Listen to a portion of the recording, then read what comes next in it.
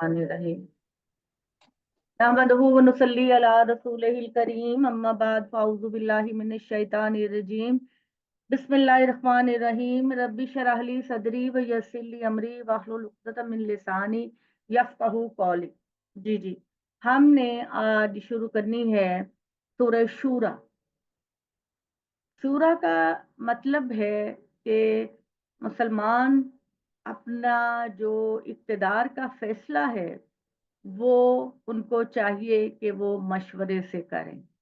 ठीक है, ये मुसलमानों के लिए ये लाजमी है कि वो अपने इज्तिमाई जितने भी फैसले हैं उसके अंदर एक आदमी की पावर शो ना हो, बल्कि एक जमात होनी चाहिए जिसको मजलिस शूरा कहते हैं, और उनके मशवरे से जो आपका सेटअप है वो होना चाहिए, डिक्टेटरशिप से नहीं होना चाहिए।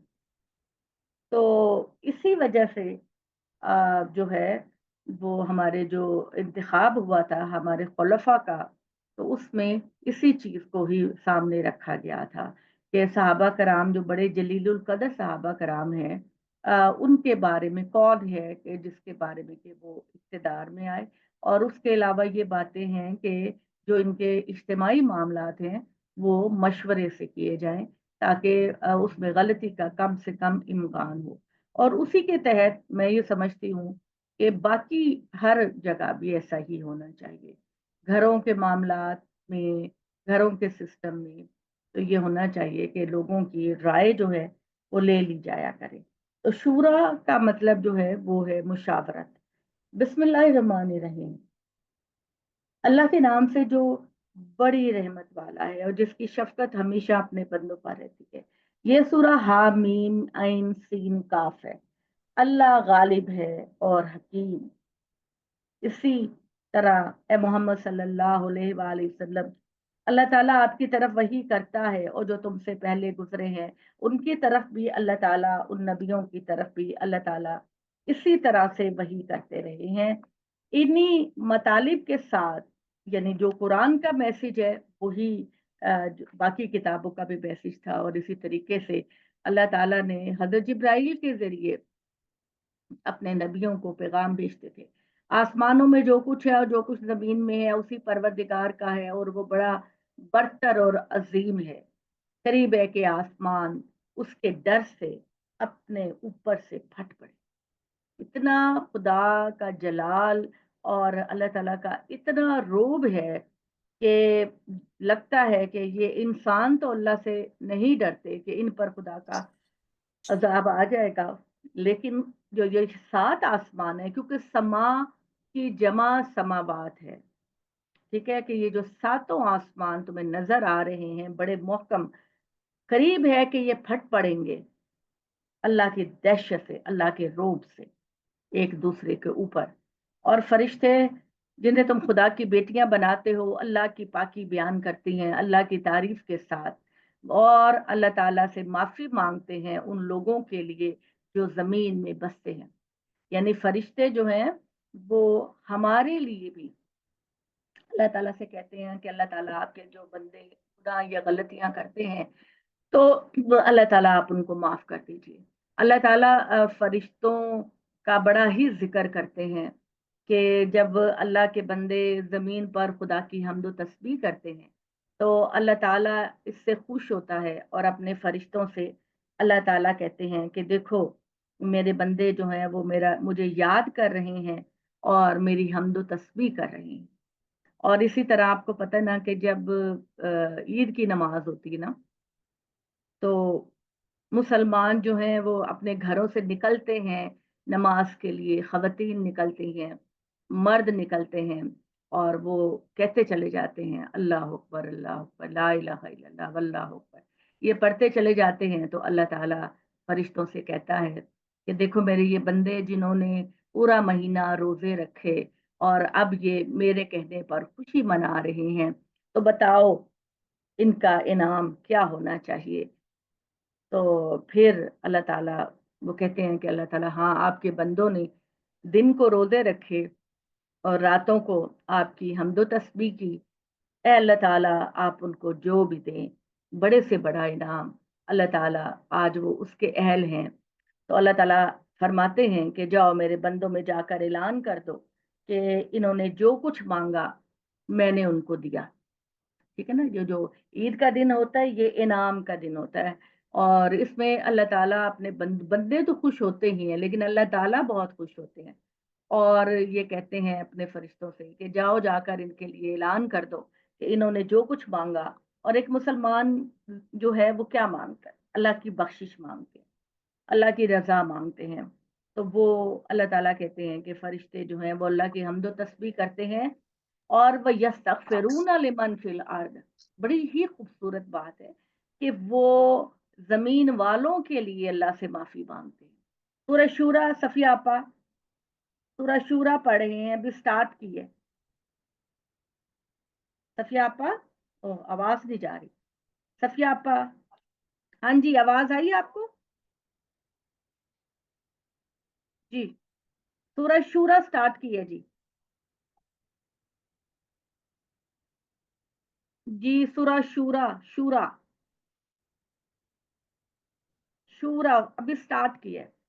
تو اللہ تعالیٰ کہتے ہیں کہ فرشتے جو ہیں وہ زمین والوں کے لیے اللہ تعالیٰ سے معافی مانگتے ہیں۔ سنو، اللہ کا مطلب ہوتا ہے سنو، ان اللہ هو الغفور الرحیم، بے شک اللہ تعالیٰ جو ہیں وہی بخشنے والے اور رحم کرنے والے ہیں۔ والذین اتخذوا من دونہ اولیاء اللہ حفیظ علیم، اور وہ لوگ جنہوں نے اللہ کے علاوہ اللہ کے ساتھ شریک بنائے، تو اللہ تعالیٰ وہ اللہ تعالیٰ ان پر نگران ہے، اور اے محمد صلی اللہ علیہ وآلہ وسلم آپ پر ان کے شرک کی کوئی ذمہ داری نہیں۔ وما انتا علیہم بوکیل، یہ انتا کا جو لفظ ہے وہ واحد تو کے لیے آتا ہے، تو تم، اسی لیے میں اس کا ترجمہ یہی کر رہی ہوں کہ محمد صلی اللہ علیہ وسلم آپ ان پر جو ہے وہ ذمہ دار نہیں بنائے گئے کہ اگر یہ ایمان نہیں لے کر آئیں گے تو اللہ تعالیٰ آپ صلی اللہ علیہ وسلم سے پوچھے گا یا آپ کی ذمہ داری ہوگی، ایسی بات نہیں ہے۔ اسی طریقے سے جیسے کہ بیان ہوا، ہم نے ایک عربی قرآن محمد آپ کی طرف وحی کیا تاکہ تم مکہ والوں کو اور اس کے گرد و پیش رہنے والوں کو خبردار کر دو، خاص کر اس دن سے خبردار کر دو جو سب لوگوں کے جمع ہونے کا دن ہے، جس کے آنے میں کوئی شک نہیں۔ اس دن ایک گروہ جنت میں ہوگا اور ایک گروہ جہنم میں، اور اسی سے زیادہ تمہاری کوئی ذمہ داری نہیں۔ اے اللہ کے نبی، اگر اللہ چاہتا تو ان سب کو ایک ہی امت بنا دیتا، لیکن اس نے لوگوں کو ارادہ اور اختیار کی آزادی دی، لہٰذا اب وہ جس کو چاہتا ہے اپنے قانون کے مطابق اپنی رحمت میں داخل کرتا ہے، اور رہے وہ لوگ جو اپنی جانوں پر ظلم ڈھانے والے ہیں، قیامت کے دن نہ تو ان کا کوئی کارساز ہوگا اور نہ ہی مددگار۔ کیا ان لوگوں نے اللہ کے سوا دوسرے کارساز بنا رکھے ہیں؟ تو یاد رکھیں کہ اللہ ہی کارساز ہے، وہی مردوں کو زندہ کرے گا، اور یہ اس کے لیے کچھ بھی مشکل نہیں، وہ ہر چیز پر قدرت رکھتا ہے۔ تم جن چیزوں میں بھی اختلاف میں پڑے ہوئے ہو، ہاں وہ توحید ہے یا آخرت، اس کا فیصلہ اللہ ہی کے حوالے ہے۔ وہی اللہ میرا پروردگار ہے، اسی پر میں نے بھروسہ کیا، اور اسی اللہ کی طرف سب کو لوٹ کر جانا ہے۔ وہی زمین اور آسمان کا پیدا کرنے والا ہے، اس نے تمہیں جن سے تمہارے لیے جوڑے بنائے اور چوپایوں کے جن سے بھی جوڑے بنائے، اور اس کھیتی میں جہاں تم اپنے بیج ڈالتے ہو اس کے مانند کوئی چیز نہیں۔ وہی سننے والا دیکھنے والا ہے، زمین و آسمان کی کنجیاں چابیاں اسی کے پاس ہے، وہ جس کی روزی چاہتا ہے کشادہ کر دیتا ہے اور جس کی چاہتا ہے تنگ کر دیتا ہے، بے شک وہ ہر چیز سے واقف ہے۔ اس نے تمہارے لیے وہی دین مقرر کیا جس کی ہدایت اس نے نوح کو فرمائی، اور جس کی وحی ہے پیغمبر ہم نے تمہاری طرف کی، اور جس کا حکم ہم نے ابراہیم، موسیٰ اور عیسیٰ کو دیا کہ اپنی زندگی میں اسی دین اسلام کو قائم رکھو۔ وہی دین پہلے نبیوں کو دیا گیا جو کہ محمد صلی اللہ علیہ وسلم کو دیا گیا، چنانچہ اس معاملے میں تفرقہ بازی نہ کرو۔ اور تم جس چیز کی طرف ان مشرکین کو بلا رہے ہو کہ یہ خدا کی کو ایک مانے، تو ان پر یہ بات بڑی مشکل گزرتی ہے۔ اللہ جس کو چاہتا ہے اپنی طرف آنے کے لیے چن لیتا ہے، لیکن اپنی طرف آنے کی راہ وہ انہی کو دکھاتا ہے جو اس کی طرف متوجہ ہوتے ہیں۔ اور जो लोग इन पैगंबरों के मानने वाले हैं, ये सही इल्म अपने पास आ चुकने के बाद महज आपस की जिद की वजह से आपस में इख्तिलाफ रखते हैं, और तुम्हारे परवरदिगार की तरफ अगर एक मुकर्ररा मुद्दत तक मोहलत पहले से तय ना हो चुकी होती तो ए मोहम्मद, अल्लाह तेरी इस कौम को जो शिरक करते हैं अभी उसी वक्त फैसला कर देता। फिर यही नहीं, इसके बाद जो खुदा की तरफ से उसकी किताब के वारिस बनाए गए, वो उस किताब की तरफ से ऐसे शक में पड़े हुए हैं जो सख्त उलझन में डाल देने वाला है। तो हामिलीन किताब यानी अहले किताब का ये फिक्र है कि उनकी तरफ भी किताबें नाजिल हुई, और अब वो महज जिद्दा की बिना पर अल्लाह की किताबों का इनकार कर रहे हैं। तो ए मोहम्मद, तुम इसी दीन की दावत दो जो सब पैगंबरों का दीन है, और जिस तरह तुमको हुक्म दिया गया इस पर मजबूती से जमे रहो और उनकी ख्वाहिशों की पैरवी ना करो। ऐलान कर दो कि अल्लाह ने जो किताब भी उतारी है मैं उस पर ईमान लाया हूँ, और मुझे हुक्म मिला है कि मैं हक व बातिल के मामले में तुम्हारे दरमियान इंसाफ का फैसला करूँ। याद रखो, अल्लाह ही हमारा परवरदिगार है, और तुम्हारा भी। तुम नहीं मानते तो जाओ, फिर जो जी चाहे करो। हमारे लिए हमारे अमाल हैं, तुम्हारे लिए तुम्हारे अमाल। हमारे और तुम्हारे दरमियान मजीद किसी बहस की जरूरत नहीं। अल्लाह क़यामत के दिन हम सबको जमा करेगा, और उसी की तरफ सबको लौट कर जाना है। जो लोग अल्लाह के बारे में हुज्जत करते हैं उनके शरीक साबित करें, इसके बाद कि उनकी तरफ ही उन सबको माना जा चुका है। उसकी दलील उनके परवरदिगार के आगे बिल्कुल पसपा होने वाली है, और उन पर अल्लाह की तरफ से गजब और उसके ये सख्त अजाब है। अल्लाह ही है जिसने अपनी ये किताब कौल फैसल के साथ उतारी है, और इस तरह हक व बातिल को अलग करने के लिए अपनी मीज़ान नाजिल कर दी है। इन्हें तौफीक हो तो इससे फ़ायदा उठा ले, वरना तुमको क्या पता कि शायद क़यामत करीब ही आ लगी हो। उसके लिए वही जल्दी मचा रहे हैं जो इस पर ईमान नहीं रखते। ईमान वाले तो इससे डरते हैं और जानते हैं कि खुदा का पैगाम सरासर हक है। सुनो, जो लोग क़यामत जैसी हकीकत के बारे में झगड़ रहे हैं, इसमें कुछ शक नहीं कि वो बहुत दूर की गुमराही में मुब्तला हैं। इनको ये ढील इसलिए मिल रही है कि अल्लाह अपने बंदों पर बड़ा मेहरबान है।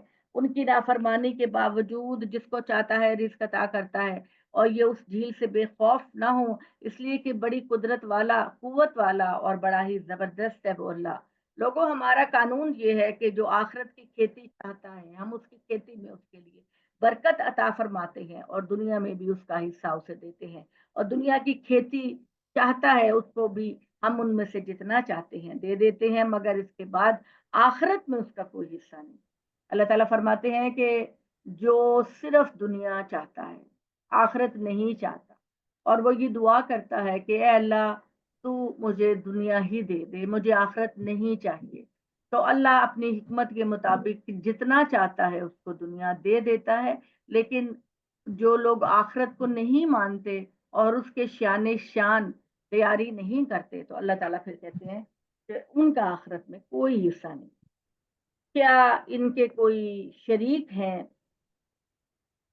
जिन्होंने इनके लिए दीन ठहराया है जिसकी इजाजत अल्लाह ने नहीं दी? ये ऐसी जुर्रत है इनकी, अगर फैसले की बात तय ना हो चुकी होती तो इनके दरमियान अल्लाह ताला इसी वक्त फैसला। मतलब ये कि जिन लोगों जो लोग भी शिर्क कर रहे हैं, अब वो अल्लाह को इतना गुस्सा है शिर्क करने का, इतना गुस्सा है कि अगर अल्लाह ताला बहुत ज्यादा उलुल अज़्म ना होते तो इनके ऊपर इसी वक्त अजाब आ जाता। तुम इन जालिमों को उस दिन देखोगे जब अपनी कमाई के वबाल से डर रहे होंगे, और उन पर पड़ेगा जिसका वादा अल्लाह ताला इनसे कर रहे हैं। इसलिए हाँ, तो पूछो क्या बात है, मैं तो क्लास में हूँ ना। तो दरवाजा खोल के पूछो ना क्या बात है। बाजी क्लास में है, पूछो। ऊपर से पूछ लो ना, पूछो ऊपर। हाँ जी। तो इसके बरखिलाफ जो लोग ईमान लाए हैं, इन्होंने नेक अमल किए होंगे, वो बहीश के बागों में होंगे, उनके लिए जो चाहेंगे उनके परवरदिगार के पास मौजूद होगा। बड़ा फजल दर हकीकत यही है। ये वो चीज है जिसकी बिशारत अल्लाह अपने उन बंदों को दे रहा है जो ईमान लाए और इन्होंने नेक अमल किए। इनसे कह दो ए मोहम्मद कि मैं इस पर तुमसे कोई मुआवजा तो नहीं मांगता, मैं तो सिर्फ तुमको दोज़ख के अजाब से बचाता हूँ। मैं तो बस कराबत की मोहब्बत है जिसका हक अदा कर रहा हूं। अब इस आयत को समझ लीजिए। ये आयत क्या है, आप लोग रोज पढ़ते हैं। कुल ला अस्अलुकुम अलैहि अजरन इल्ला इल्लल मवद्दत फिल कुर्बा। कोई बताएगा इस आयत का क्या मतलब, क्या समझते हैं आप लोगों को मैं बहुत अच्छी तरह बता चुकी हूँ, तो मैं ये चाहती हूँ कि आप अब बताइए जरा इस आयत का क्या मतलब है। ये आयत जो है ना, ये आयत है जी 23 नंबर आयत है सूरह शूरा की। अपनी कोई राय देना चाहेगा? कोकब अस्सलाम वालेकुम। जी आपका ड्राइवर आया हुआ है बाहर, खैर है वो? Kokab I am so sorry कि आप डिस्टर्ब, असल में आई मीन बाद में ही बता सकूंगी, आई एम रियली सॉरी। अच्छा जी, बस वो उसको कुछ वो खैर। पकड़ाना था, वो बस आप पकड़ा के जाना था। आई जी don't know, Tahira I am भाई, रियली सॉरी। सॉरी नहीं जी। नहीं जी नहीं जी, अच्छा जी बताइए। खैर मैं परेशान असल में हो गई थी जी कि जी खैर हो गई। बहुत माजरत जी। मैं समझती हूँ कि हजूर पाक मैं बता बताइए दूं शहनाज। बताइए बताइए ताहिरा बाजी। शहनाज शहनाज बताना चाह रही हूँ, पहले बता दें फिर मैं भी बता देती हूँ अपनी राय। इसमें ये कह रही है कि तब आप कह रहे हैं कि मैं कोई बदला नहीं चाहता, मगर ये कि कराबतदारी की मोहब्बत, ये बात पैगंबर की जुबान से उस वक्त कहलाई गई जबकि आपके कबीला कुरैश के लोग आपकी दावत की राह में सख्त तरीन रुकावटें डाल रहे थे। इन हालात में उसका मतलब ये था कि अगर तुम मेरा दीन कबूल नहीं करते तो ना करो, मगर कम अज कम कराबतदारी का लिहाज करते हुए अजियत रसानी से तो बाज रहो। अगर बिल्कुल, तुमको मुझसे आप बहुत मजहबी करीब। इख्तिलाफ है तो अपने इख्तिलाफ में तुम इखलाक और शराफत की सतह से ना गिर जाओ। जी जी, कोकब काफी करीब हैं आप, काफी करीब हैं जी। ताहिरा बाजी आप बताइए।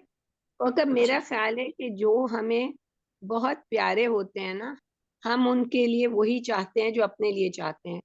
तो हजूर पाक अल्लाह का मैसेज अगर दुनिया मतलब उनको दे रहे थे अपने अजीज रिश्तेदारों को, तो उनकी भलाई उनको मकसूद थी ना। जी उनको जी था कि उनको ये फायदा होगा इससे, और अजर तो कोई नहीं था ना सवाए इसके कि उनकी भलाई में वो खुश होते, कि वो उनको जी कुछ समझ आ जाती दीन जी की। जी, मुझे तो बहुत करीब। हाँ जी, बहुत हाँ करीब जी। है आपकी और बात। बाजी मैं भी कुछ कहना चाहूंगी कि वो अच्छा लोग जी, कह समझते दीजिए, थे, कह दीजिए जी, कह दीजिए। हाँ कुरैश जी, कह समझ दीजिए। वो कुरैश समझते थे कि नबी सल्लम की कोई गर्ज है जो उनको इस तरह दावत पेश कर रहे हैं, और जबकि ऐसा नहीं था। वो उनकी मोहब्बत में उनको कहते थे, जो तायरा बाजी ने बात कही है ना, ये जी जी यानी कि अपने अजीजों को वो जहन्नुम में जाते हुए नहीं देख सकते। जी जी, एक ये भी काफी पॉइंट है। करीब। हाँ जी, अब कोई और फरीदा जी आप? हाँ जी जी, वो यही तकरीबन तकरीबन मेरा भी यही है कि नबी करीम सल्लल्लाहु अलैहि वसल्लम असल में यही चाहते थे कि उनको खुद के लिए कोई अजर नहीं चाहिए। बस वो यही चाहते हैं कि तुम आपस में प्यार और मोहब्बत करो, और एक तुम्हारा यही है कि मैं अल्लाह के रास्ते पे मैं गामजन हूँ, और तुम भी वही रास्ता इख्तियार करो।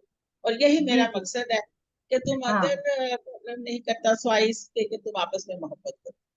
जी जी, कोई और कहना चाहेगा? फातिमा आप कुछ कहना चाह रही हो? कोई और?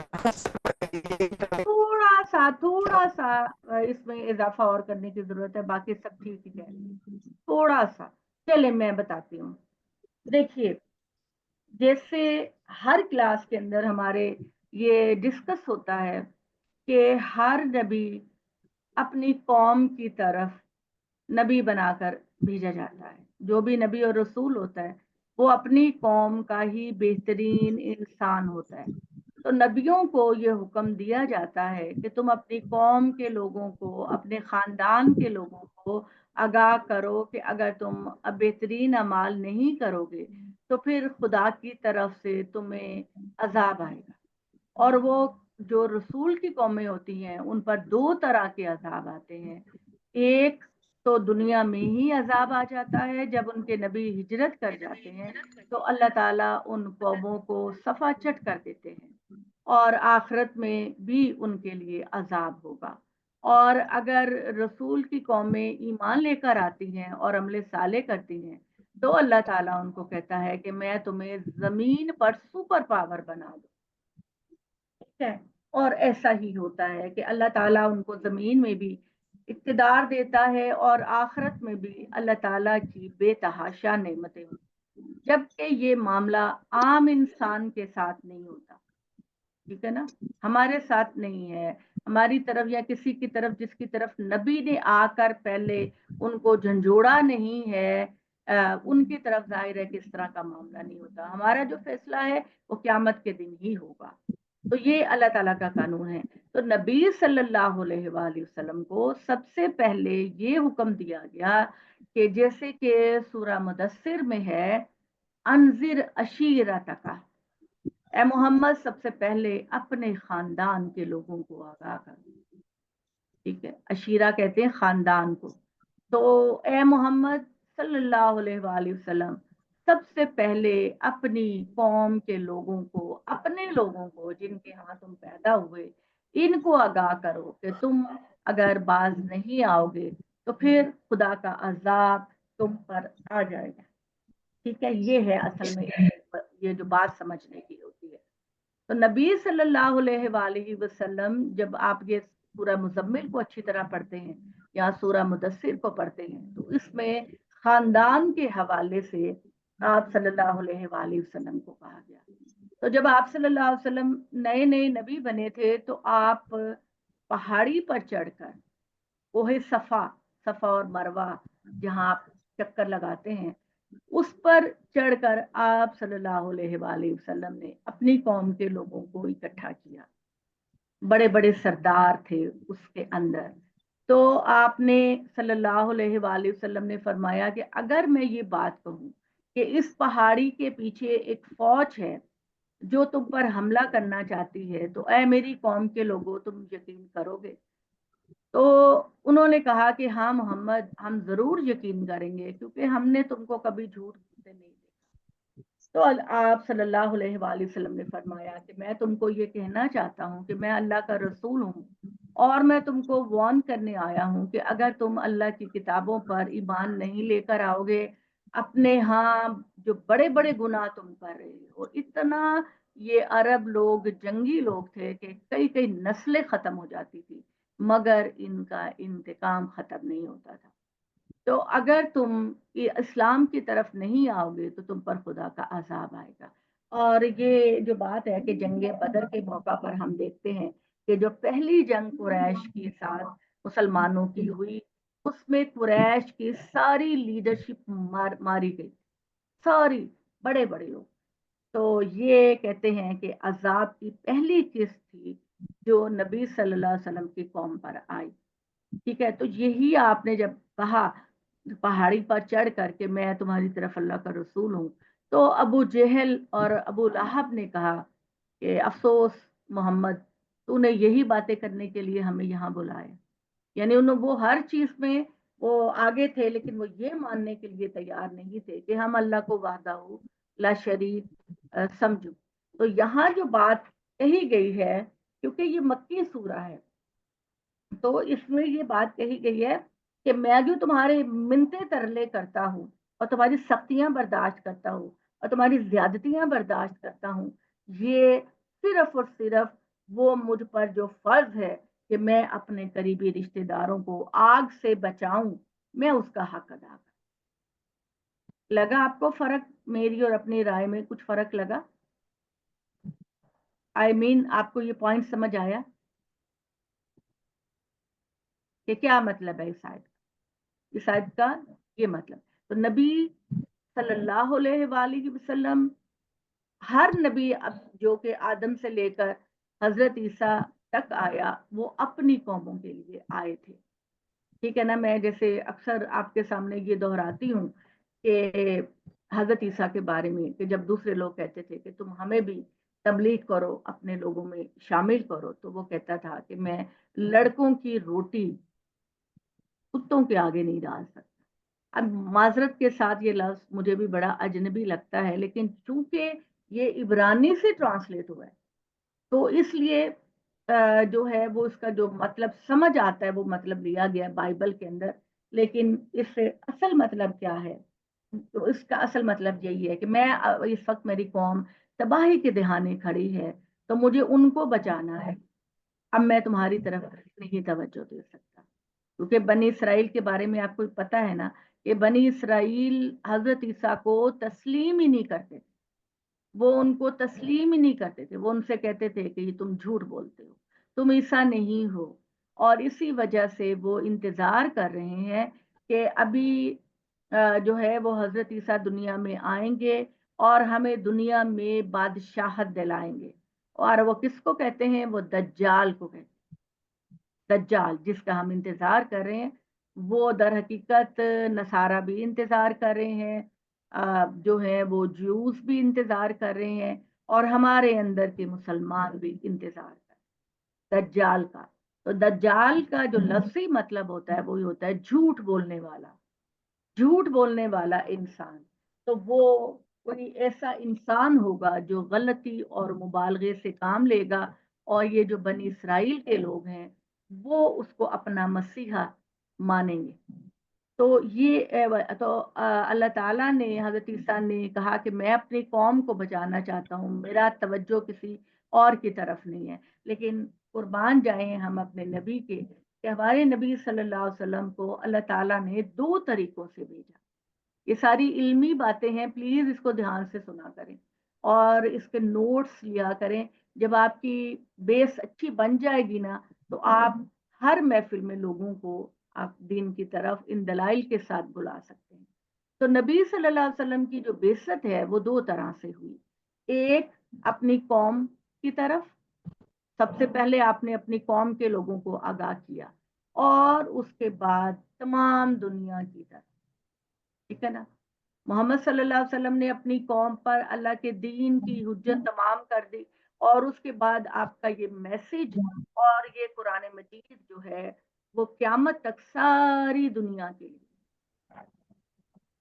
तो यही वाली बात है जो इब्तदाई सूरतें, क्योंकि ये ज़ाहिर है इब्तदाई सूरतें हैं, इसमें आप सल्लल्लाहु अलैहि वसल्लम से कहा कि आप अपनी कौम के लोगों से कह दीजिए, अबू जेहल से कह दीजिए, अबू लहाब से कह दीजिए, अबू तालिब से कह दीजिए, और जितने आपके करीबी रिश्तेदार हैं उनको कह दीजिए कि मैं सिर्फ तुम्हें दोज़ख से बचाना चाहता हूँ, वरना मुझे क्या पड़ी है कि मैं तुम्हारे मिन्नते तरले कर रहा हूँ। मैं तुमसे कोई पैसा नहीं मांग रहा, कोई मैं तुमसे स्टेटस नहीं मांग रहा, मैं तुमसे कोई पावर नहीं मांग रहा। मैं तो जो मेरे ऊपर फर्ज है अपनी कौम के लोगों को अजाब से बचाने का, बस मैं वो अदा कर। अब ये बताइए किस किस को समझ आई है ये बात और किस किस को नहीं आई? जिसको नहीं आई वो बताए, वो हम मैं दोबारा रिपीट बताइए। एक दफा और रिपीट कर दे कौकब। अच्छा, ठीक है। और कौन है जी? प्लीज और पाची कोई? में इस पारा खत्म करने दो भाई। नहीं नहीं, कोई बात नहीं, बात को समझना जरूरी है। देखिए हुमा, जितने भी नबी आए हैं उनके बारे में आपने हर सूरा में पढ़ा कि हमने अरसलना लूतन, अरसलना इला कौम लूतन अखाकुम, आद के बारे में, समूद के बारे में, लूत के बारे में, हर पैगंबर के बारे में हमने उनके भाई ही को नबी बनाकर भेजा। तो भाई से मुराद होती थी उनके कौम का बेहतरीन इंसान। भाई का मतलब ये नहीं होता था कि माँ के पेट से दोनों पैदा हुए। भाई का मतलब होता था कि उसी कबीले, उसी खानदान के फर्द को अल्लाह ताला नबी बनाकर भेजते हैं ताकि वो प्रैक्टिस करके उनको बताए कि ऐसे अमल करना है। तो हर कौम का जो नबी होता था वो अपनी कौम के लोगों को वार्न करता था सुबह शाम। नबी सल्लल्लाहु अलैहि वसल्लम जो कि इन्ना अरसलना का वमा अरसलना का इल्ला रहमतल लिल आलमीन, ए मोहम्मद हमने आपको तमाम जहान वालों के लिए रहमत बनाकर भेजा है। तो नबी सल्लल्लाहु अलैहि वसल्लम की जो पहली दावत थी वो अपनी कौम के लिए थी, और उसके बाद कौम के बाद आपको 2 हैसियतों से, एक अपनी कौम बनी इस्माइल के लिए और दूसरा बाकी दुनिया के लिए। यही अल्लाह ताला ने सहाबा कराम से कहा, कज़ालिका क्या आयत का वो आयत है अरबी में, इसी तरीके से हमने दुनिया वालों पर गवाह बनाकर भेजा और मोहम्मद सल्लल्लाहु अलैहि वसल्लम तुम पर गवाह है। यानी पहली जो खिताब था वो अपनी कौम को बचाना था, गर्दनों से पकड़ पकड़ कर कौम को बचाना, ना जाओ दोजख में, ना जाओ दोजख में। और फिर उसके बाद इस मैसेज को صحابہ کرام کے حوالے کیا گیا کہ وہ محمد صلی اللہ علیہ وسلم کا یہ پیغام پوری دنیا میں جا کر پھیلائیں. یہ بات ہے، یہ میں کہنا چاہ رہی ہوں کہ یہاں پر جو آیت مراد ہے قُل لَا أَسْأَلُكُمْ عَلَيْهِ أَجْرًا إِلَّا الْمَوَدَّةَ فِي الْقُرْبَى، اے میری قوم قریش کے لوگوں، میں جو تمہاری ڈانٹیں سنتا ہوں، تمہارے سخت جملے سنتا ہوں، مجھے کچھ اور نہیں پریشانی، بس میں یہ چاہتا ہوں کہ میری تمہارے ساتھ جو رشتہ داری ہے میں اس کا حق ادا کروں. آپ سمجھ ہو گیا؟ جی مجھے شکریہ، بھی لگ رہا ہے شکریہ ابھی بھی مجھے لگ رہا ہے. طاہرہ باجی آپ بتائیے کس کو سمجھ آ؟ سمینا جی آپ کو سمجھ آ گیا؟ جی جی کوکب جی کوکب کوکب جی مجھے یہی ہر سمجھ میں آیا کہ سوری وہ رسول اللہ نے اپنی قوم کی محبت کی وجہ سے وہ ظاہر ہے پہلے ان کو ہی اللہ تعالیٰ کی طرف لے کے آنا تھا، اور وہ اپنی قوم کی محبت کی وجہ سے اسے نافرمانی کی سزا کی تباہی سے بچانا چاہتے ہیں. نہیں، ان کا مشن کیا تھا؟ ان کا مشن یہ تھا کہ اپنی قوم کو سیدھی راہ پہ چلائیں تاکہ وہ اللہ کی نافرمان نہ ہو، اور جو قومیں نافرمان ہوتی ہیں ان کو اللہ تباہ کرتے ہیں. تو انہیں ان کی محبت میں ان کو اس تباہی سے بچانا چاہتے تھے اور سیدھے راستے پہ چلانا چاہتے تھے تاکہ اللہ ان کو جزا دے دنیا میں بھی اور آخرت میں بھی. تمہارا کیا ڈیوٹی ہوتی ہے نبیوں کی؟ تمہارا آپ کو یہ قانون سمجھ آیا کیا ڈیوٹی ہوتی ہے نبیوں کی؟ جی السلام علیکم. جی نبیوں کی یہی ڈیوٹی ہوتی ہے کہ ان کا کام جو ہے وہ ڈرانا اور اللہ تعالیٰ کا پیغام پہنچانا ہے، اور باقی یہ کہ ان کا کام آپ کو ہاں جی ان کا کام اللہ تعالیٰ کا پیغام پہنچانا ہے، اور باقی ذمہ داری پھر اس یعنی اللہ پہ ہوتی ہے کہ وہ ان کے دلوں میں وہ ڈال دے پیغام، یعنی ان کا کام صرف پہنچانا ہوتا ہے اور آگے نہیں، ذمہ داری پھر جو جواب میں ایگزیکٹ چاہ رہی ہوں وہ جواب مجھے نہیں مل رہا. کوکب میں کوشش کروں. جی طاہرہ باجی آپ بتائیے. جی جی کوکب ہر نبی اپنی قوم کے لوگوں کے لیے آئے اور وہ اپنی قوم کو انذار کرتے تھے. اگر ان کی قوم ایکسیپٹ نہیں کرتی تو اس قوم پہ دوہرا عذاب آنا تھا نا، کیونکہ یہ قانون نبی ہے، بالکل جی صحیح، یہ یہ اللہ کا قانون ہے اللہ کا. جی جی جی جی تو اسی لیے حضور نے، ہاں اور آپ نے بہت اچھا ایک بیچ میں حضرت عیسیٰ کا بھی بتایا، تو وہ ہاں مجھے ایگزیکٹ ورڈز تو نہیں یاد، لیکن جو آپ نے بتایا کہ انہوں نے کہا کہ میری قوم تباہی کے دہانے پر کھڑی ہے اور مجھے سب سے پہلے ان کو بچانا ہے. تو جی ظاہر ہے حضور بھی سب سے پہلے پھر اپنی قوم کے لوگوں کو انذار کرنا چاہتے تھے، جی اور تاکہ وہ عذاب سے بچ سکیں. جی جی اور جو آپ صلی اللہ علیہ وسلم 40 سال کی عمر میں پیغمبر بنائے گئے تھے، تو اس میں پہلے 13 سال تو اپنی قوم کو ہی دیے، ان کو بچانے کے لیے، ان کو بتانے کے لیے کہ تم پر عذاب آ سکتا ہے. 13 سال تو آپ نے وہیں پہ لگائے، اور پھر آپ صلی اللہ علیہ وسلم ہجرت کر گئے مدینہ کے اندر. تو ایسا ہوتا ہے کہ رسول جب ہجرت کر جاتا ہے اپنے ساتھیوں کے ساتھ تو قوم پر عذاب آتا ہے. تو وہ عذاب قریش کے سب سے زیادہ ہٹ گرم اور مغرور سرداروں پر آیا جنگ بدر کے موقع پر، کہ ان کی ساری لیڈرشپ ختم ہو گئی، ساری کی ساری. ابو لہب نہیں گیا تھا اپنی جان بچانے کے لیے، تو اس کو بھی اللہ تعالیٰ نے کوڑ کے مرض میں مبتلا کر دیا، اور اس کو انتہائی اذیت ناک تکلیف اس کی موت ہوئی. تو یہ جو ہر قوم کے بارے میں اللہ کا اصول ہے کہ رسول اللہ کی عدالت بن کر آتا ہے اپنی قوم کے لیے. واحد مثال محمد صلی اللہ علیہ وسلم کی ہے کہ آپ صرف نہ اپنی قوم کی طرف بلکہ ساری دنیا کی طرف اللہ کے پیغمبر بنا کر بھیجے گئے ہیں. لیکن رسول کی اپنی قوم کے ساتھ یہ معاملہ تھا، قریش کے ساتھ، کہ ان پر اگر وہ نام فتح مکہ کے موقع پر وہ ایمان لے کر آتے سارے کے سارے، تو ساری کی ساری قوم مٹ جاتی. تو وہ ایمان لے آئے، اس وجہ سے وہ بچ گئے.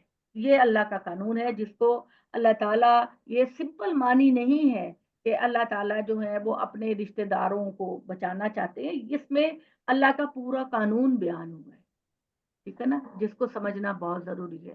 یہ اللہ کا قانون ہے کہ رسول سب سے پہلے اپنی قوم کو بچاتا ہے. تو یہ یہاں پر ہے کہ اے ابو طالب یا ابو جہل یا ابو لہب یا دوسرے جتنے بھی بڑے بڑے لیڈر ہیں, ان کو یہ بتایا جائے کہ میں تم سے کوئی پیسہ, کوئی دولت, کوئی سرداری, کوئی حسن نہیں مانگ رہا, میں تو صرف قرابت داری کا حق ادا کر, قریبی رشتہ داری کا حق ادا کر. سب سے پہلے سورہ مدثر کا میں نے حوالہ دیا کہ اللہ تعالیٰ نے یہ کہا, اور بھی سورتوں میں, کہ پہلے اپنے خاندان والوں کو بچا, اپنے خاندان والوں کو آگاہ کرو. تو ابو جہل نے اس وقت کہا تھا کہ محمد کیا تو نے اسی چیز کے لیے ہمیں بلایا تھا, اور یہ تو بڑی حقیر بات ہے, اس طرح کہا.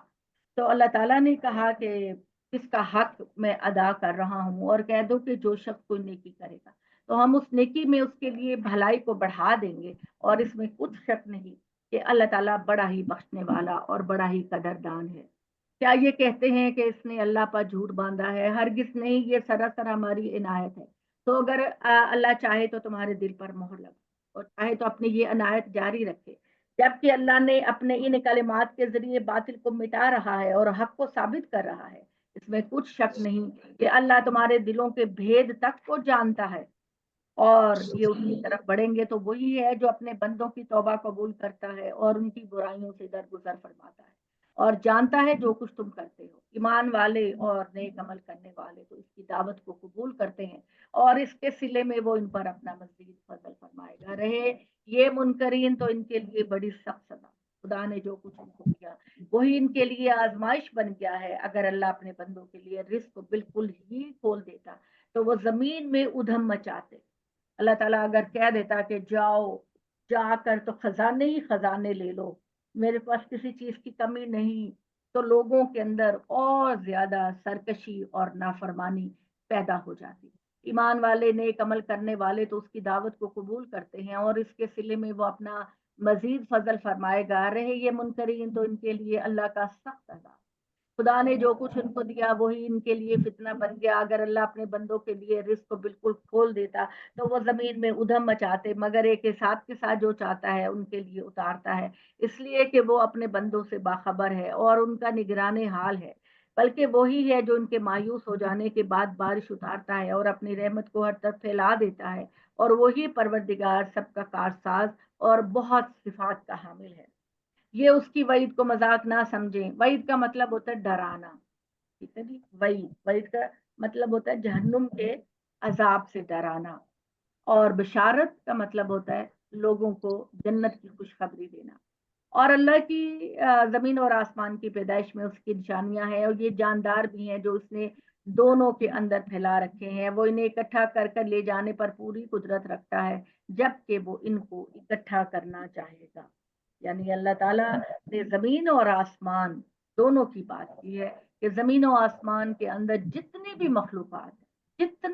مخلوقات ہیں, اگر ایک مچھر بھی ہے یا مچھر سے بھی کم تو وہ اللہ ہی نے پیدا کیا.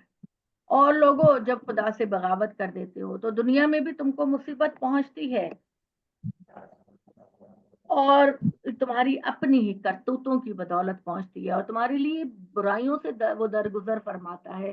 یہ اس لیے کہ تم اس سے یاد دہانی حاصل کرو, ورنہ زمین پر کوئی اس کے قابو سے باہر نہیں جا سکتا. اللہ کے مقابلے میں نہ تمہارا کوئی کارساز ہوتا ہے نہ مددگار, اور سمندروں میں چلنے والے پہاڑوں کی طرح اونچے جہاز بھی اس کی نشانیوں میں سے. آپ لوگوں میں سے کبھی کسی نے بحری جہاز دیکھے؟ بڑا بحری جہاز, پوری ایک دنیا لگتا ہے, کتنی ملٹیپل سٹوریز ہوتی ہیں اس کے اندر, کتنے لوگ, اور اس کے اندر جو ہے وہ آپ کو پتہ نا کہ ہر کلاس کا مسافر ہو. انہوں نے وہاں بھی یعنی ٹرین اور جہاز کی طرح اس کے بحری جہازوں کے اندر بھی کلاس ہوتی ہے. اور آپ میں سے جن لوگوں نے ٹائٹینک دیکھی ہے اس میں آپ لوگوں نے دیکھا کہ وہ جو عمرا ہوتے ہیں, عمرا یعنی امیر لوگ ہوتے ہیں فرسٹ کلاس میں, ان کے بیڈ روم بالکل اس طرح ہوتے ہیں جیسے ہوٹلوں میں ہوتے ہیں. ان کا سیٹ اپ بالکل ایسا ہوتا ہے کہ جیسے وہ سفر نہیں کر رہے, وہ کسی بڑی عالیشان محل میں رہ رہے ہیں. اور ان کی ضیافتیں اور ان کے کھانے، اور یعنی اللہ تعالیٰ وہی بات کہہ رہا ہے کہ یہ بحری جہاز جو ہیں یہ بڑے بڑے پہاڑوں کی طرح سمندر کے سینے میں چلتے ہیں، اور اگر اللہ چاہے تو ہواؤں کو روک دے تو پھر وہ جہاز سمندر کی سطح پر ہی ٹھہرے رہ جائیں گے، نہ آگے جائیں گے نہ پیچھے جائیں گے۔ تو بتاؤ تم اپنے اوپر اپنے اللہ کے کرم کو محسوس کرتے ہو؟ اور اس میں یقیناً ہر اس شخص کے لیے نشانیاں ہیں جو صبر کرنے والا، شکر کرنے والا ہے، یا ان کے اعمال کی پاداش میں ان کے جہازوں کو برباد کر دے اور بہتوں سے اللہ درگزر فرمائے، اس لیے تباہ کر دے کہ ان سے انتقام لے، اور اس لیے کہ جو لوگ ہماری آیتوں میں کٹ حجتی کر رہے ہیں وہ جان لے کہ ان کے لیے کوئی فرار کی راہ نہیں۔ تو جو کچھ تم کو ملا لوگوں وہ اس دنیا کی زندگی میں متاع حقیر ہے، اور جو کچھ اللہ کے پاس ہے وہ کہیں بہتر اور پائیدار ہے ان کے لیے جو ایمان لائے اور اپنے رب پر بھروسہ کرتے، اور وہ جو بڑے گناہوں اور کھلی ہوئی بے حیائیوں سے بچتے ہیں۔ اور جب کبھی غصہ آ جائے تو ایسے لوگ ہیں جو درگزر کر جاتے ہیں، اور وہ کہ جنہوں نے اپنے رب کی دعوت پر لبیک کہی، نماز کا اہتمام کیا، اور ان کا نظام آپس میں باہمی مشاورت سے چلتا ہے۔ یعنی جب مدینہ میں ایک ریاست بن گئی تو اللہ تعالیٰ نے کہا کہ یہ مسجد جو ہے وہ تمہارے درمیان ایک بیسک رول ادا کرے، اس مسجد کے اندر مجلس شورا کو قائم کیا جائے کہ شورا کے لوگ یہاں بیٹھا کریں اور اپنی حکومت کے بارے میں وہ مشورے سے قانون پاس کریں، باہمی مشاورت سے وہ جو بھی قانون پاس کرنا ہے وہ قانون کو پاس کرے۔ تو ہمارے نبی صلی اللہ علیہ وسلم کا بھی یہی طریقہ تھا، حالانکہ آپ صلی اللہ علیہ وسلم کو اللہ تعالیٰ نے جو فہم اور جو فراست عطا کی تھی اور جو ان کا درجہ تھا وہ اپنا اکیلا فیصلہ بھی نافذ کر سکتے تھے، لیکن آپ صلی اللہ علیہ وسلم ہمیشہ اکٹھا کرتے تھے اپنے صحابہ کو اور ان کے سامنے سچویشن پیش کرتے تھے۔ جیسے کہ آپ نے دیکھا کہ جب کبھی کوئی جنگ کا موقع ہوتا تھا یا کوئی اور موقع ہوتا تھا تو آپ اپنے صحابہ کو بلایا کرتے تھے اور ان سے مشورہ کیا کرتے تھے، اور اسی روایت کو انہوں نے بعد میں رکھا کہ بعد کے لوگ بھی ایسا کریں۔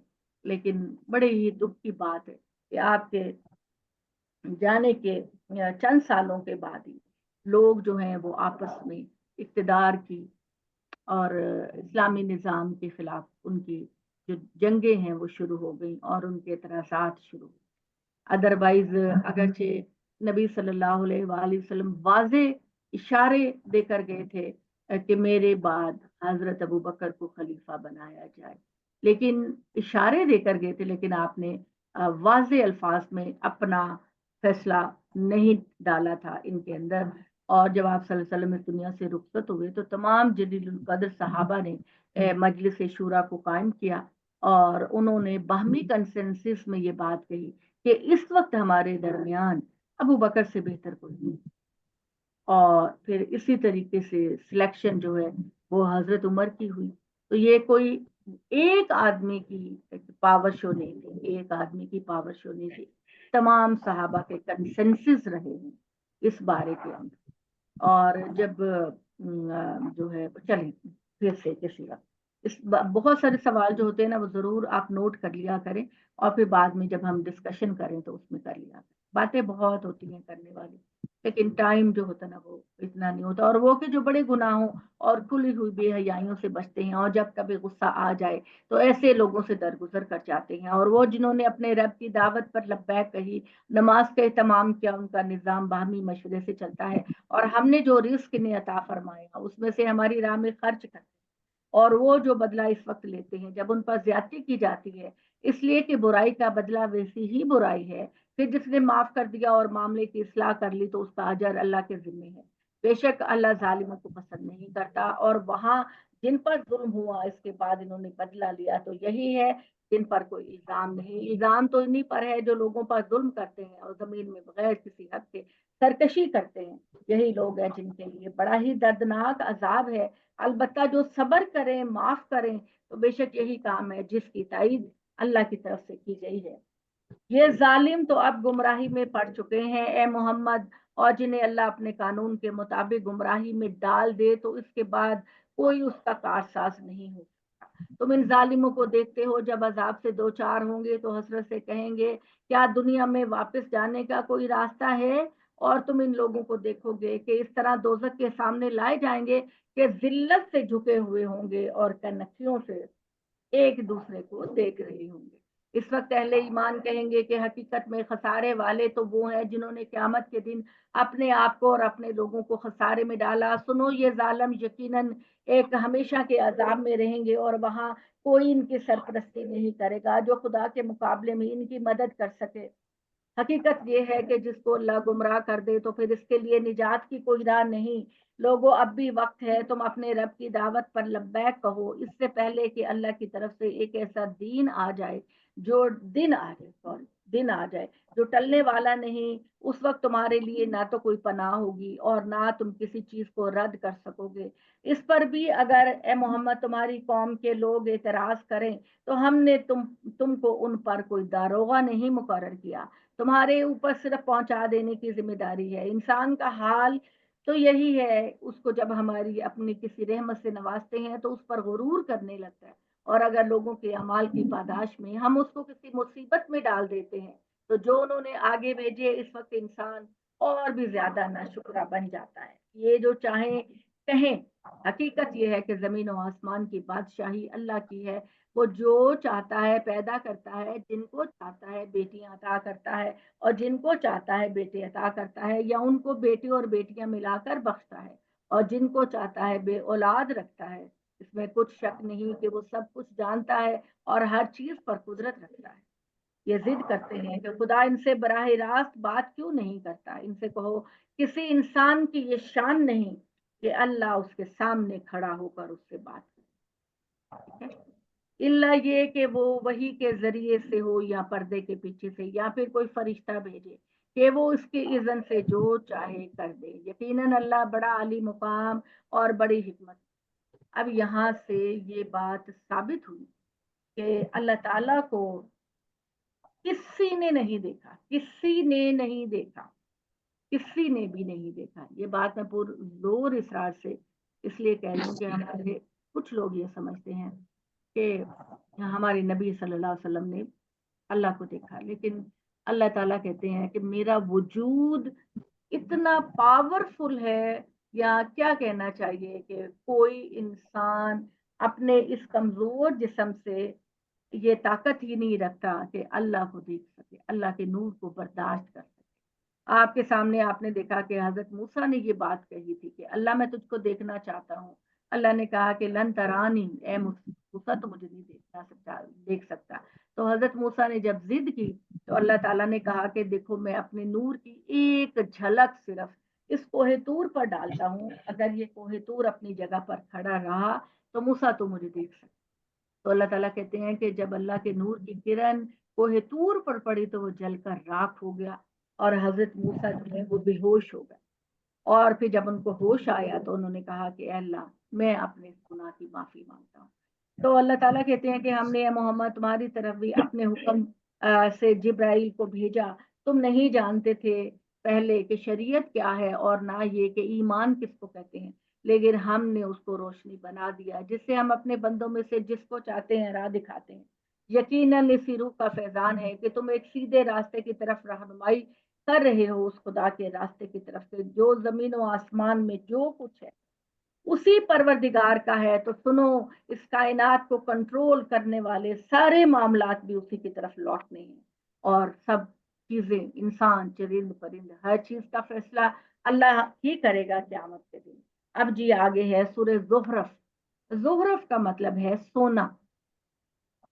یہاں پر اللہ تعالیٰ بتا رہے ہیں کہ اس دنیا کی زندگی میں اگر تمہارے پاس اتنا رزق نہیں جتنا کہ تم چاہتے ہو تو فکر نہیں کرو، بہت تھوڑے وقفے کے بعد اللہ تعالیٰ تمہیں بے تحاشا دیں گے۔ جنت میں اللہ تعالیٰ تمہیں جو گھر دیں گے ان کی چھتیں سونے کی ہوں گی، اور ان کے جو ستون ہوں گے وہ چاندی کے ہوں گے، اور تمہارے لیے جو برتن رکھے جائیں گے وہ تمہارے گلاس اور تمہارے کپ اور تمہاری پرچیں، ان پر ہیرے جواہرات جڑے ہوئے ہوں گے، اور تم لوگوں کے لیے اللہ کی طرف سے ہر طرف بادشاہت ہی بادشاہت۔ صرف دولت نہیں ہوگی، دولت تو دنیا میں کئی لوگوں کے پاس ہوتی، اللہ ताला तुम्हें तुम्हारे अपने अपने इलाके का पूरा बादशाह बना देगा, मुख्तार कुल बना देगा, जो चाहे करो। बिस्मिल्लाहिर्रहमानिर्रहीम, हामीम वल किताबिल मुबीन। यहाँ वाव कसम के लिए है। वाव जो होती है वो आम तौर पर और के लिए होती है, लेकिन अब आप ये देखेंगे अब आखिरी सूरतों में जितनी भी वाव आ रही है वो कसम के लिए आ रही है। तो अल्लाह ताला कहते हैं कि कसम है इस वाज़े किताब की, कुरान मजीद की, ये कसम है, गवाही देती है ये किताब कि हमने इसको अरबी ज़बान में नाजिल किया ताकि ए मोहम्मद की कौम के लोग तुम्हें ये कुरान समझना आसान होता और तुम इस पर अकल करते। और ये सारी चीजें हमारे पास भी एक रजिस्टर में दर्ज है। लदैना का मतलब है हमारे पास मौजूद है एक उम्मुल किताब यानी वो असल रजिस्टर जिसमें इस कायनात से मुतल्लिक तमाम चीजें हैं, वो रजिस्टर अल्लाह के पास है। अल्लाह ताला जो बहुत बुलंदो बाला है और अल्लाह ताला बहुत ज्यादा हिकमत वाले। और फिर क्या तुम्हें डराने से हम सिर्फ इसलिए सरफे नजर कर लें कि तुम हद से गुजर जाने वाले लोग? हरगिज नहीं, हम अपनी हुज्जत पूरी करेंगे। हमने अगलों में से कितने ही नबी रसूल बनाकर भेजे, ताहम जो नबी भी इनके पास आता वो उसका मजाक ही उड़ाते। फिर हमने उनको तुम्हारे इन मुनकरों से कहीं ज्यादा जोर वाले बना दिया, हलाकर डाला और अगलों की मिसालें गुजर चुकी। बार बार जिनको हम कहते हैं ना कि अल्लाह ताला ने तो कहानियां और किस्से बयान किए, अल्लाह कहता है तुम्हें असल में ये वाकयात इसलिए बताता हूँ कि तुम उस अजाब से बचो जिनमें ये कौमें पड़ी। और अगर तुमसे पूछें कि जमीन और आसमान को किसने पैदा किया, तो वो लाजिमन यही जवाब देंगे कि इनको खुदाए अजीज व अलीम ने पैदा किया। वही परवरदिगार है जिसने जमीन को तुम्हारे लिए माँ की गोद की तरह बना दिया, इसमें तुम्हारे लिए रास्ते निकाले कि तुम एक जगह से दूसरी जगह जाने के लिए रास्ते पाओ, जिसने आसमान से एक अंदाजे के साथ पानी उतारा और फिर उसके जरिए हमने मुर्दा जमीन को हयात ताजा बख्श दी। इसी तरह तुम भी एक दिन कब्रों से निकाले जाओगे। क्यों भाई समझते हो कि कब्रों से नहीं निकलोगे? उस जमीन को देखते हो ना कैसे खुश्क और बंजर होती है, और जब हम इसमें पानी डालते हैं तो वो लहलहाने लगती है। तो जिसने ये सब किस्म किस्म की चीजें पैदा की, वो तुम्हारे लिए कश्तियां और चौपाए बनाए जिन पर सवार होकर तुम इनकी पीठ पर इत्मीनान से बैठते हो। और फिर जब इन पर इत्मीनान से बैठ जाओ तो तुम्हें चाहिए कि इन सारी नेमतों पर अल्लाह को याद करो और कहो पाक है वो जात जिसने इनको हमारी खिदमत में लगा दिया। हम तो ऐसे नहीं थे कि इसके काबू से निकल जाते। यकीनन हम अपने परवरदिगार की तरफ लौटने वाले हैं। और ये सब जानते और मानते हुए भी इन्होंने खुदा के बंदों में से बाज को इसका जुज बना लिया, यानी ये फरिश्तों को खुदा की बेटियां बनाते हैं और लात मनात उज्जा बुतों के नाम रखे हुए हैं अपने बुजुर्गों के नामों पर और उनकी ये प्रस्तिश करते हैं। क्या अपने मखलूकात में उसने अपने लिए बेटियां पसंद की हैं और तुमको बेटे दे दिए? और इनका अपना हाल ये है कि जब इनमें से किसी को बेटी की खुशखबरी दी जाती है जिसको वो अल्लाह की तरफ मंसूब करता है, तो उसका चेहरा स्याह पड़ जाता है और वो घुटा घुटा रहने लगता है और सोचता है कि वो जो बेटी इसके यहाँ पैदा हुई, जो जेवरात में पलती है और मुखालफत और लड़ाई के मौका पर वो अपने बाप दादा और माँ बाप के लिए एक कोई जाकर उनके लिए गोया नहीं। बेटे हैं जो मैदान में जंग करते हैं अपने बाप के साथ, अपने बाप दादा के साथ और अपने कबीलों की मुदाफिकत करते हैं, तो बेटियां तो ये नहीं करती थी। वो तो घरों में रहती थी, जेवरात में खेलती थी, आराम से खाती पीती। वो रोल उनका नहीं था जो लड़कों का था। और वाकई में ऐसा है कि जो कुछ जो है वो लड़के करते थे उस जमाने में कि उनके यहाँ, जैसे कि मैंने बताया कि सरदार उसको बनाया जाता था जो बहुत बेहतरीन गुफ्तगू करने पर हावी हो। आपने देखा कि हजरत मूसा ने कहा कि हारून मुझसे ज्यादा बेहतर गुफ्तगू करता है, उसको भी नबी बना दीजिए। तो बेटे उस जमाने में ये करते थे कि एक तो उनके यहाँ जब मजलिसें सजती थी, चौपाले लगते थे, तो वो अपने बाप दादा की बहादुरियों के किस्से बयान करते थे, एक दूसरे के आगे बयान करने की कोशिश करते थे कि हमारे बाप दादा बड़े ताकत वाले थे और बड़े इक्तदार वाले थे। तो आजकल भी आप देखें ना, जो बड़े बड़े बड़े लोग खानदानों के होते हैं, उन्होंने अपने ड्राइंग रूम में बंदूकें लगाई होती हैं कि ये जी हमारे दादा की थी, इससे वो शिकार करते थे اور شیروں کی جلدیں لگائی ہوتی ہیں کہ جی دیکھیں ہمارے باپ اتنے زیادہ طاقتور تھے کہ وہ شیروں کا شکار کرتے تھے. تو اسی طریقے سے وہ لوگ جو ہیں وہ میدان جنگ میں آگے جا کر اپنے قبیلے کو ڈیفینڈ کرتے تھے, اور شاعری کا جو موقع ہوتا تھا اس میں آگے بڑھ چڑھ کر اپنے باپ دادا کے قصے بیان کرتے تھے, جبکہ بیٹیاں ایسے رول ادا نہیں کرتی تھی اور نہ ہی ابھی بھی کر سکتی ہیں.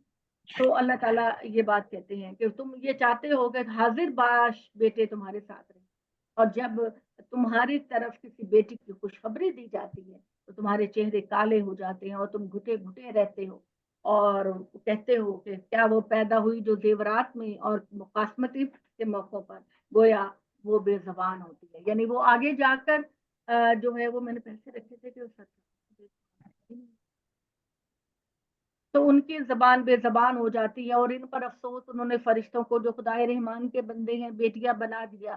کیا یہ ان کی پیدائش کے موقع پر موجود تھے؟ یہ ان کی یہ گواہی لکھ لی جائے گی اور انہیں اس کا جواب دینا پڑے.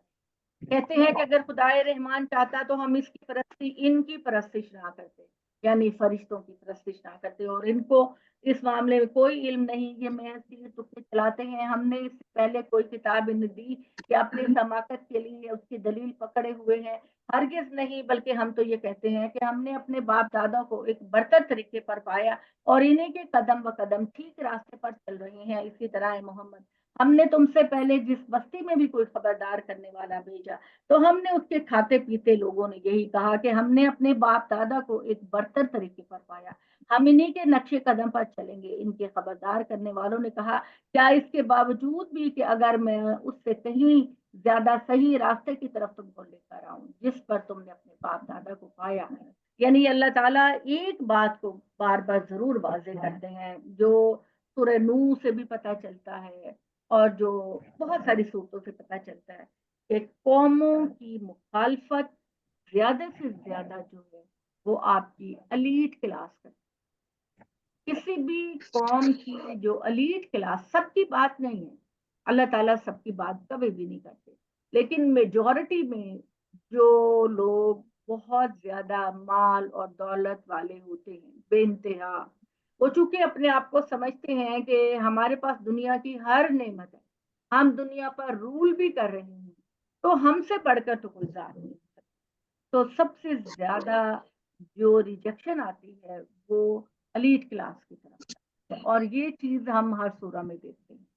تو یہی وجہ ہے کہ وہ غرور اور تکبر سے یہ کہتے ہیں کہ اے ہمارے نبی, کیا تم ہی رہ گئے تھے کہ اللہ ہمیں سمجھانے کے لیے تم کو.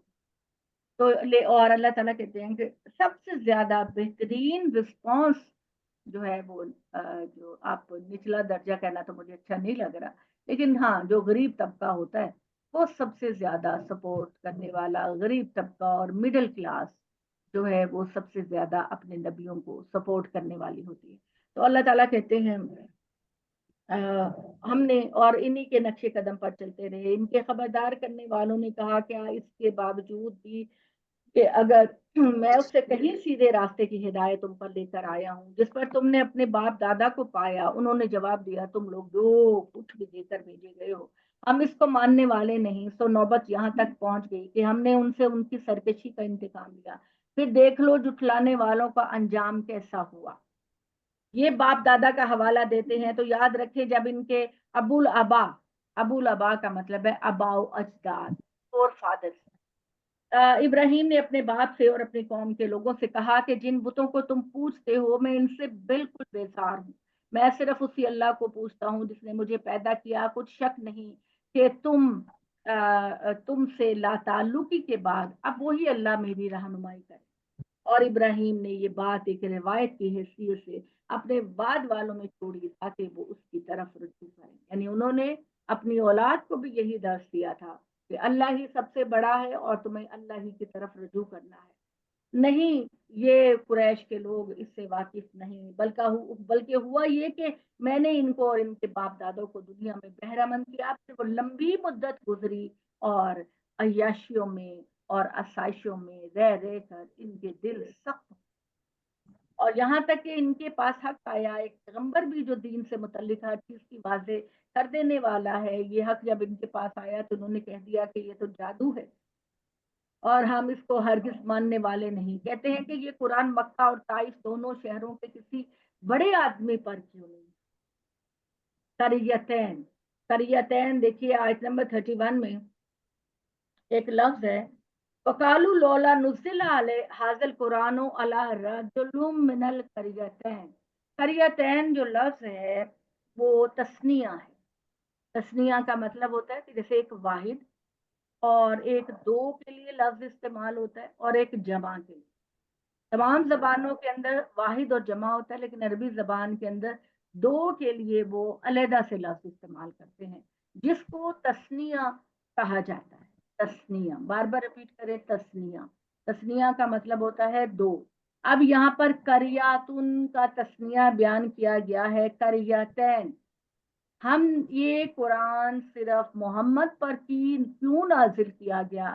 یہ مکہ اور طائف کی دو بستیوں میں سے کسی بہتر انسان پر اللہ نازل کرتا. اور بہتر سے مراد ان کی تھی بہت بڑا کوئی سردار اور بہت بڑا کوئی امیر انسان.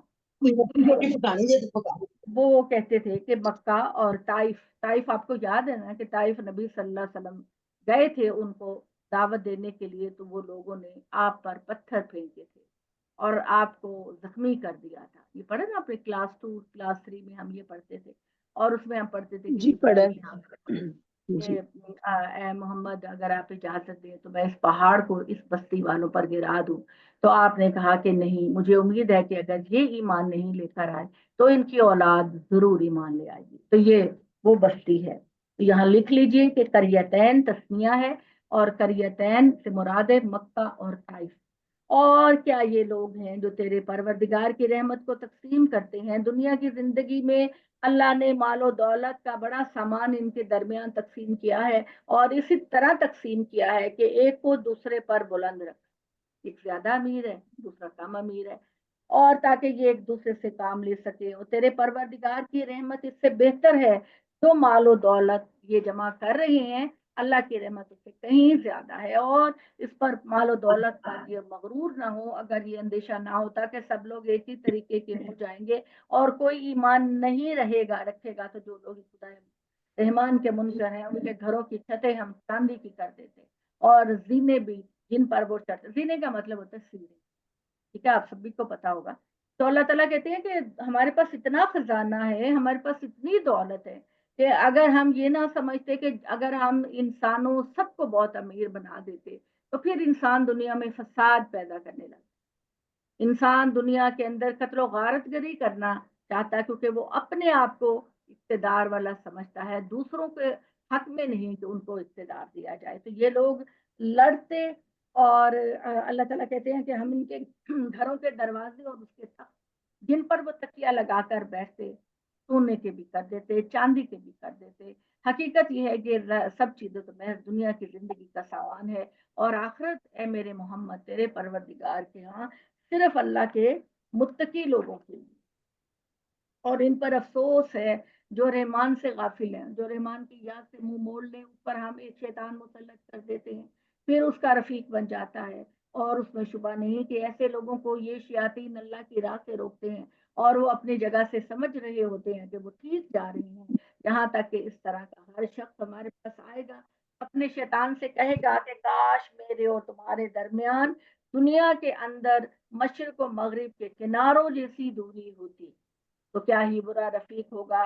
کہا جائے گا لوگوں جب تم نے دنیا میں اپنی جان پر ظلم ڈھائے ہیں تو آج یہ بات تمہارے لیے نفع نہیں دینے والی کہ تم لوگ اللہ کے عذاب میں ایک دوسرے کے شریک بنے. اب آج کوئی بھی بچ کر نہیں جائے گا، نہ گمراہ کرنے والا اور نہ وہ جسے اس نے گمراہ کیا، کیونکہ اللہ نے تم کو عقل دی ہے. اللہ نے تم کو عقل دی ہے، وہ تمہیں ممتاز کرتی ہے. اور اللہ تعالیٰ کہتے ہیں کہ یہ اندھے اور بہرے ہیں میرے رسول، کیا تم بہروں کو سناؤ گے یا اندھوں کو راہ دکھاؤ گے ان کو جو کھلی گمراہی میں پڑے ہیں.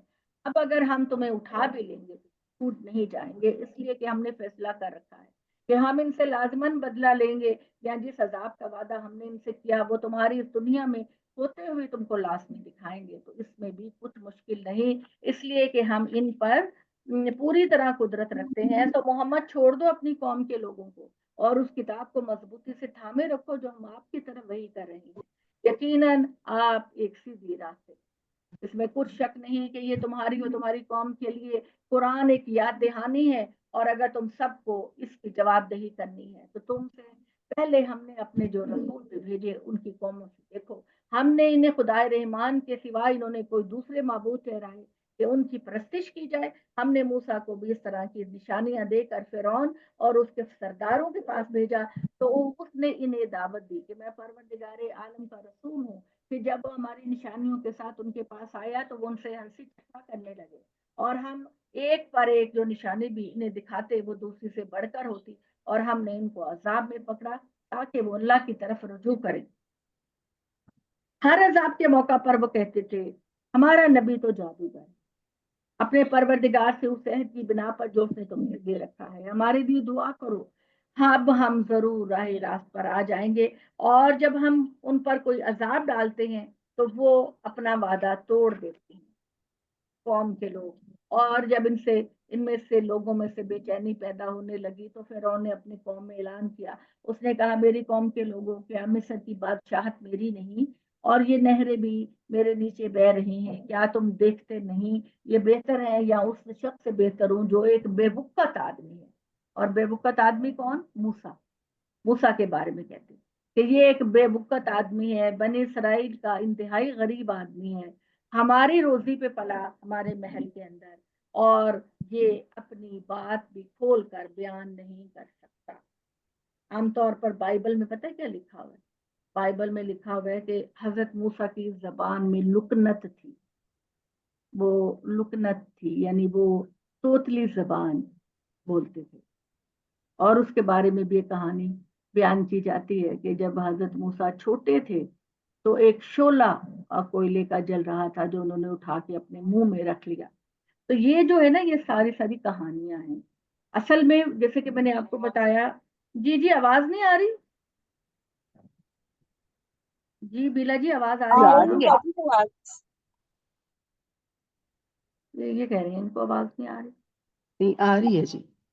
تو حضرت ابو زمانے میں جو کسی شخص کی ویلیو ہوتی تھی وہ ایک تو ویلیو ہوتی تھی کہ اس کے بیٹے کتنے ہیں، اور دوسرا ویلیو ہوتی تھی کہ وہ کتنی کمپریہنسو بات کر سکتا ہے، کتنی اس کی بات میں دلیل ہے، کتنی وہ زور آور گفتگو کر سکتا ہے کہ لوگوں کو امپریس کرے. پیلا جی آپ کا اپنا مائک بند ہے میرا خیال، آپ کا اپنا. شازیہ جی آپ کو آواز آ رہی ہے؟ کسی کو بھی نہیں آ ہمیں تو رہی آ رہی ہے. آ رہی ہے آواز تو. ہمیں تو کلیئر آ رہی ہے آپ کی آواز. کو نہیں آ رہی ہے نا واٹس ایپ والوں کو. صفیہ جی آپ کو آ رہی ہے آواز؟ صفیہ جی آواز آ رہی ہے؟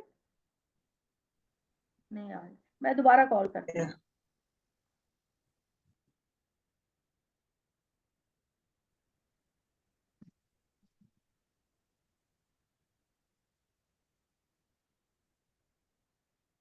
ہاں جی اب آ رہی ہے آواز؟ اچھا جی کلیئر اب ٹھیک. اچھا جی تو بات یہ تھی کہ حضرت ایک بات یاد رکھیے، اللہ کبھی اپنے نبیوں کو ایسی تکلیف میں نہیں ڈالتا کہ قوم ان کا مذاق ہو، ٹھیک ہے نا. اور خاص طور پر جو اللہ کے نبی اور رسول ہوتے ہیں وہ تو آپ کو پتا ہے کہ پہلے ہی ان کی قوم ان کی کتنی مخالفت کرتی ہے، اور اگر ان کے اندر کوئی اس طرح کا عیب ہوگا تو وہ تو اور زیادہ مخالفت کریں گے.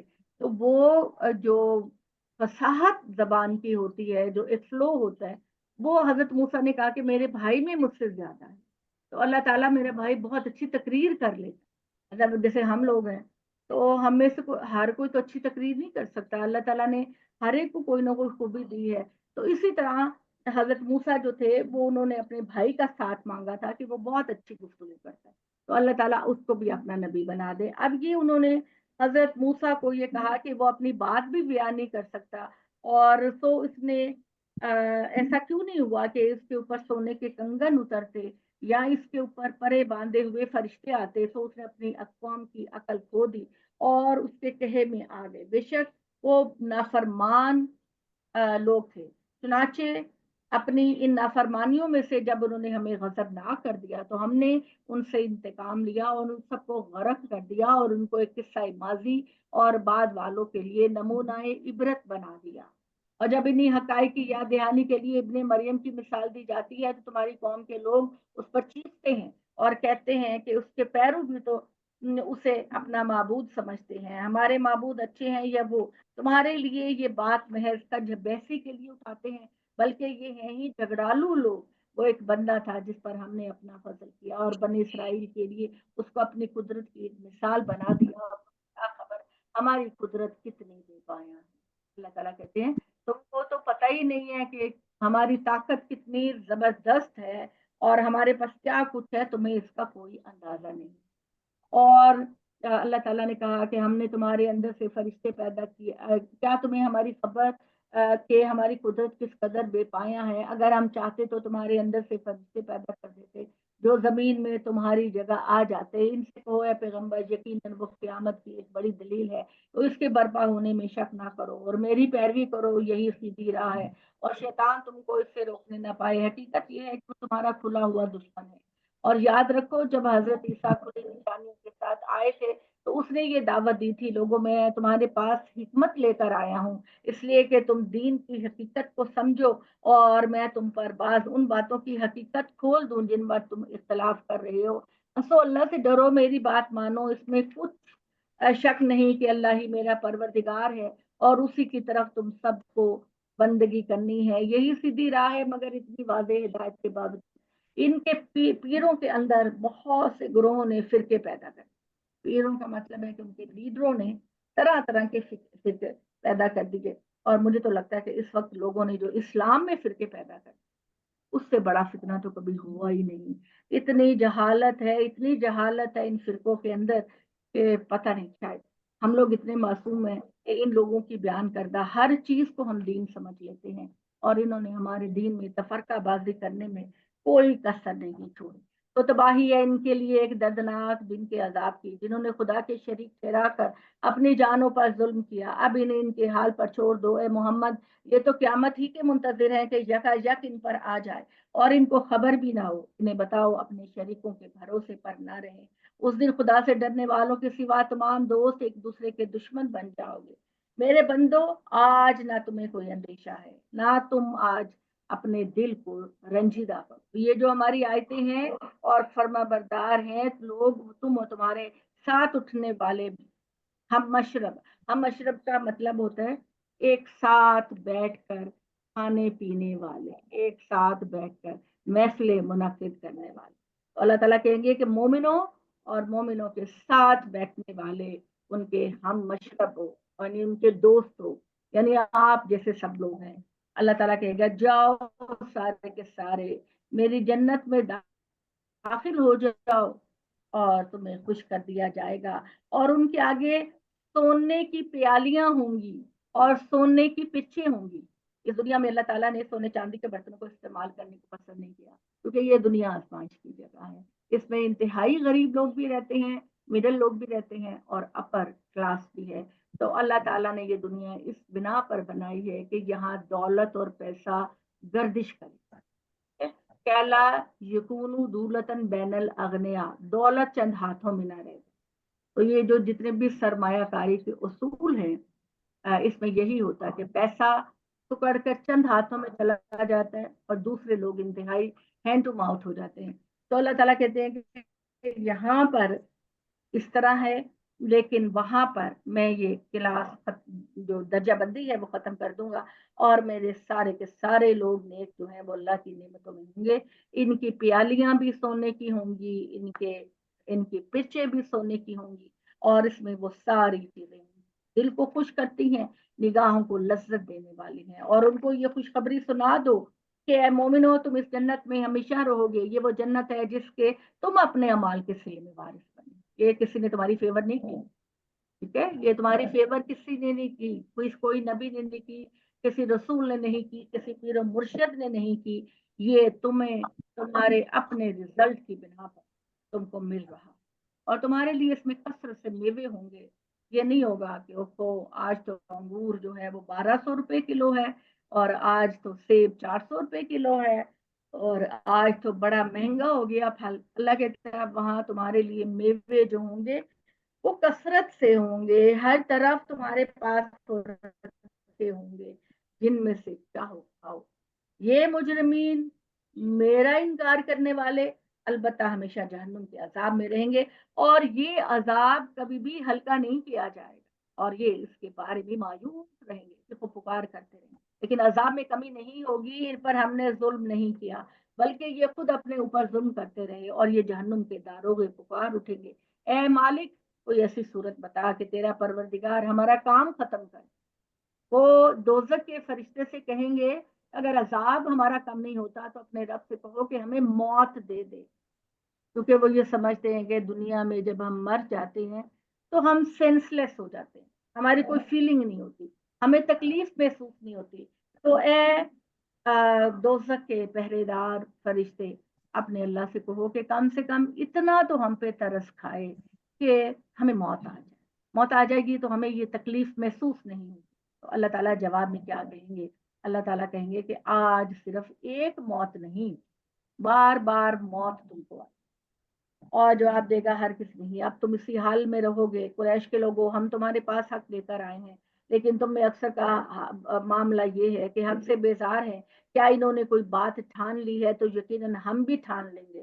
اللہ کہہ رہے کہ مبادلے کے اسلوب پر کہ تم ہماری سرکشی کہ اگر تم ٹھان لو گے تو ہم بھی عذاب دینے کا ٹھان لیں گے۔ کیا یہ خیال کرتے ہیں کہ محمد کے خلاف ہم ان کے رازوں اور ان کی سرگوشیوں کو نہیں سن رہے کہ تم محمد صلی اللہ علیہ وسلم کو کس طرح اذیت دینا چاہتے ہو؟ کیوں نہیں ہمارے فرشتے ان کی ایک ایک بات کو لکھ رہے ہیں۔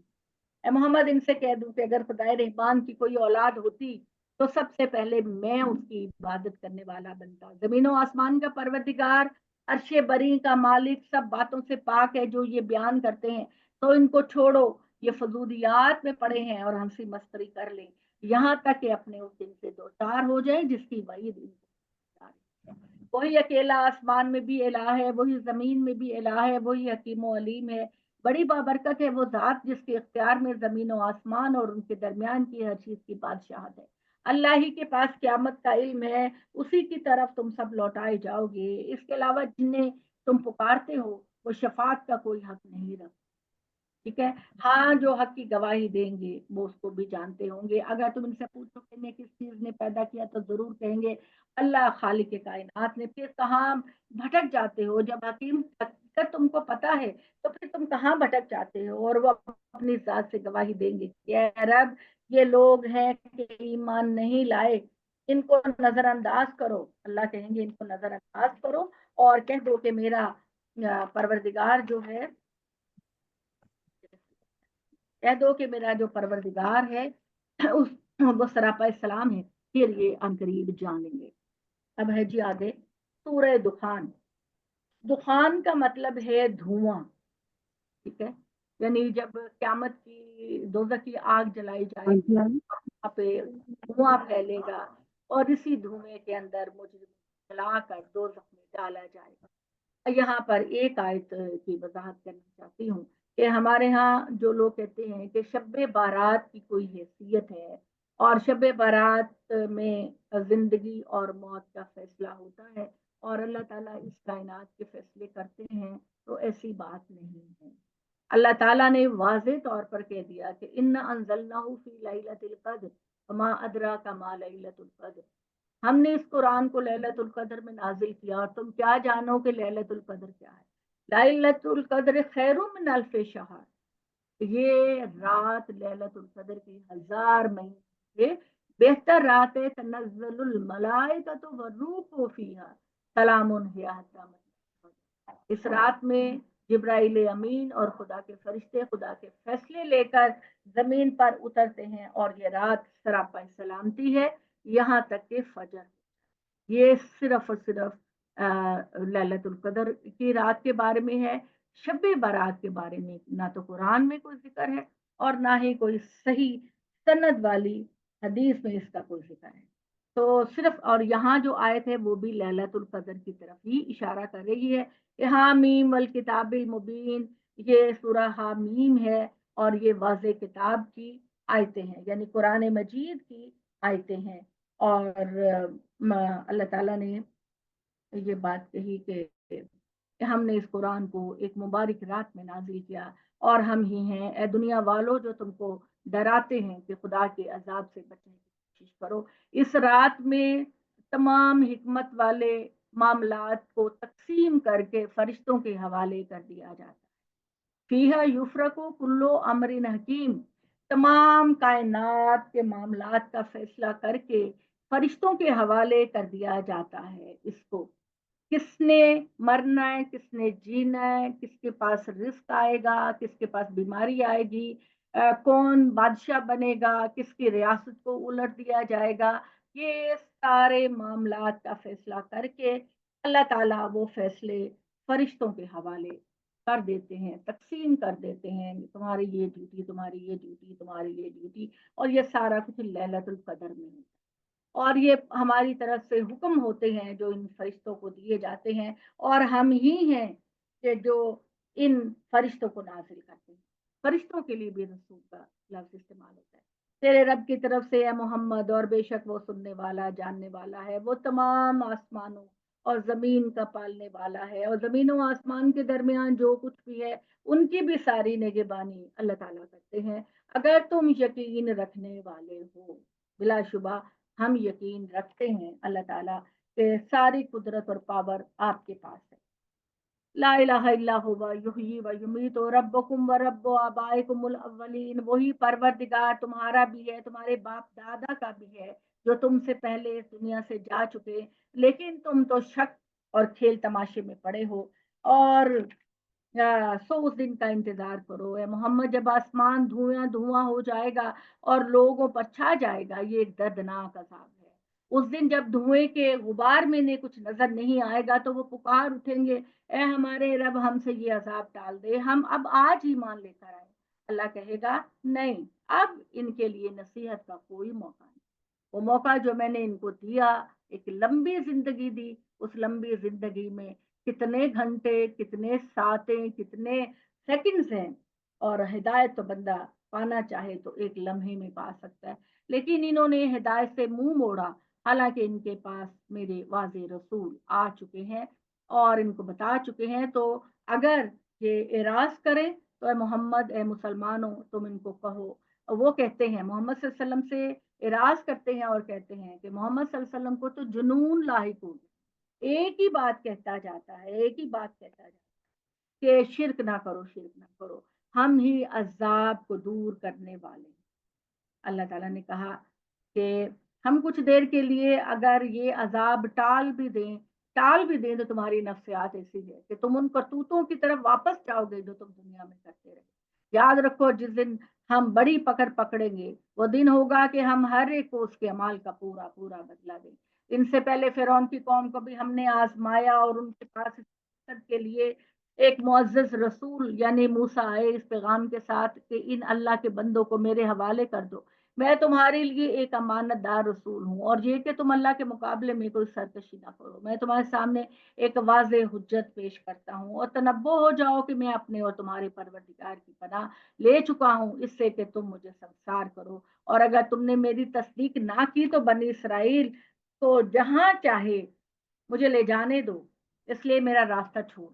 बनी इसराइल मेरी कौम के लोग हैं, मैं चाहता हूं कि अब वो उठें और एक जिंदा कौम की तरह दुनिया में जिए, तो तुम उनको जाने दो। उन पर इनका कुछ असर नहीं हुआ, तो बिलाखिर उसने अपने परवरदिगार को पुकारा कि ये मुजरिम लोग हैं, अल्लाह तू मेरे बंदों, अल्लाह ताला ने कहा तू मेरे बंदों को रातों रात लेकर निकल जाओ, और आगाह रहो कि तुम पीछे मुड़कर ना देखना, और ये सारे के सारे लोग पीछे रह जाएंगे। हाँ, दरिया से गुजरने के बाद उसको पुरसुकून छोड़ देना, इसमें कोई शक नहीं कि ये सब लोग उस पानी में गरक हो जाएंगे। और हमारी हिस्ट्री इस बात की गवाह है कि ये सारा कुछ हुआ। ये कितने ही बाग और चश्मे, खेत, उम्दा मकान, ऐश के सरो सामान अपने महलों में छोड़ कर गए जिनमें ये मजे करते थे, और इस तरह के मुजरिमों के साथ यही होता है। और हमने इन सब चीजों का वारिस दूसरे लोगों को बना दिया, फिर ना आसमान इन पर रोया, ना जमीन, और ना इनको। ये कितना अदबी जुमला है कि दुनिया में वो हुकूमत करता था, फिरौन हुकूमत करता था, बहुत तरक्की याफ्ता बादशाह समझा जाता था। आज के दौर में भी आप उनकी जो तामीरात को देखें और उनका आर्किटेक्चर देखें, आप तो आपको नजर आएगा कि वो कितनी एडवांस कौम थी और कितनी उनके अंदर फन था। वो फन आज के दौर में भी नहीं पाया जाता जो उस जमाने के इंजीनियर्स के पास था। तो अल्लाह ताला कहते हैं कि वो सारा का सारा हमने उससे छीन लिया, उनको पानी में डुबो दिया। और इतना बड़ा वो बादशाह था कि अपने आप को खुदा का अवतार कहता था। तो उसके मरने पर ना जमीन रोई ना आसमान, इससे ज्यादा खूबसूरत जुमला क्या हो सकता। अल्लाह ताला ने जैसे कलम तोड़ दिया अदबी जुमला लिखने में कि फमा बकत अलैहिमुस समाउ वल अर्द, इतना बड़ा बादशाह पानी में डूबा, उसका इक़्तिदार खत्म हुआ, उसकी बादशाहत खत्म हुई। तो ना तो आसमान रोया ना जमीन रोई उसकी बादशाहत के खत्म होने पर और उसका जलील रुसवा होने पर। और न ही फिर हमने उनसे माफी मांगी हमसे, लेकिन हमने फिर उसको तौबा नहीं कबूल की। वलकद नज्जैना बनी इसराइला मिनल अजाबिल मुहीन, और हमने बनी इसराइल को उस फिरौन के बर्पा किए हुए जलील अजाब से निजात दी। वो बहुत ही सरकश था और बहुत हद से गुजरने वाला था। और हमने चुन लिया इल्म की बुनियाद पर, हमने उनको दुनिया वालों पर तरजीह दी थी और उनको ऐसी निशानियां अता फरमाई थी जिनमें उनके लिए खुला हुआ इनाम था। और ये पूरे यकीन के साथ कहते हैं कि बस यही हमारा मरना है और हम दोबारा जिंदा नहीं किए जाएंगे। तो ईमान वालों, अगर तुम सच्चे हो तो हमारे बाप दादा को उठा लाओ। ये किस बलबूते पर हरदर्मी दिखा रहे हैं मोहम्मद, इनसे पूछो। ये बेहतर है या तुब्बा की कौम के लोग जो उनसे पहले गुजरे हैं। हमने उनको हमने उनको जब बर्बाद किया तो वो अपने बारे में कोई फैसला करने वाले ना बने, इसलिए कि वो भी इसी तरह के मुजरिम लोग थे। और जमीन और आसमान और उनके दरमियान की चीजों को हमने खेल तमाशे के लिए नहीं बनाया। हकीकत यह है कि हमने ये सारा कुछ एक मकसद के साथ पैदा किया है। और मगर इनके अक्सर लोग नहीं जानते। यकीनन फैसले का दिन अब सबका मुकर्ररा वक्त है, जिस दिन कोई रिश्तेदारी किसी रिश्तेदार के कुछ भी काम नहीं आएगी और ना इनकी मदद की जाएगी। हाँ, मगर वो जिन पर अल्लाह रहम करे। यकीनन अल्लाह बड़ा ही जबरदस्त है और अल्लाह की शफकत अपने बंदों पर हमेशा रहती है। इसमें शक नहीं कि जकूम का दरख्त उस दिन गुनाहगारों को खाना होगा। शजरे जकूम क्या है? ये कैक्टस का दरख्त होगा जिस पर लंबे लंबे कांटे होते हैं। और अल्लाह ताला कहते हैं कि ये दोज़ख के अंदर ही उगाया जाएगा ताकि दोस्तों की भूख जब लगे तो वो इसको खाएं। तो अल्लाह ताला ने कहा ये गुनाहगारों का खाना होगा तेल की तलछट की तरह। वो जो पानी पिएंगे वो पेट में जाके खोलेगा जिस तरह गर्म पानी खोलता है। हुक्म दिया जाएगा इसको पकड़ो, घसीटो, इसको जहन्नुम के बीचों बीच ले जाओ और फिर इसके सर पर खोलते हुए पानी का अजाब डालो। इसे चखो, तुम ही हो कि दुनिया में बड़े ताकत वाले और बड़े इज्जत वाले बने रहते थे। ये वही चीज है जिसमें तुम लोगों ने शक किया। आज क़यामत को अपनी नजरों के सामने देख लो। खुदा से डरने वाले अलबत्ता अमन में होंगे।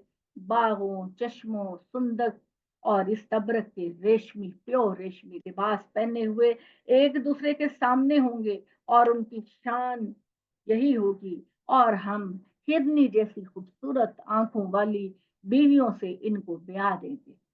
हाँ, वहां वो इंतहाई इत्मीनान के साथ हर तरह के मेवे मंगवा रहे होंगे अपने सर्वेंट जितने जो उनके होंगे खूबसूरत लिबासों में एक्टिव। उनके जो मुलाजिम होंगे उनको वो मुख्तलिफ चीजों का ऑर्डर दे रहे होंगे। पहली मौत के बाद जो दुनिया में आ चुकी और अब इसके बाद ये कभी मौत का मजा नहीं चखेंगे। मेरे नेक लोग जो मेरी जन्नत में आ चुके हैं, अब इनको कभी मौत नहीं आएगी।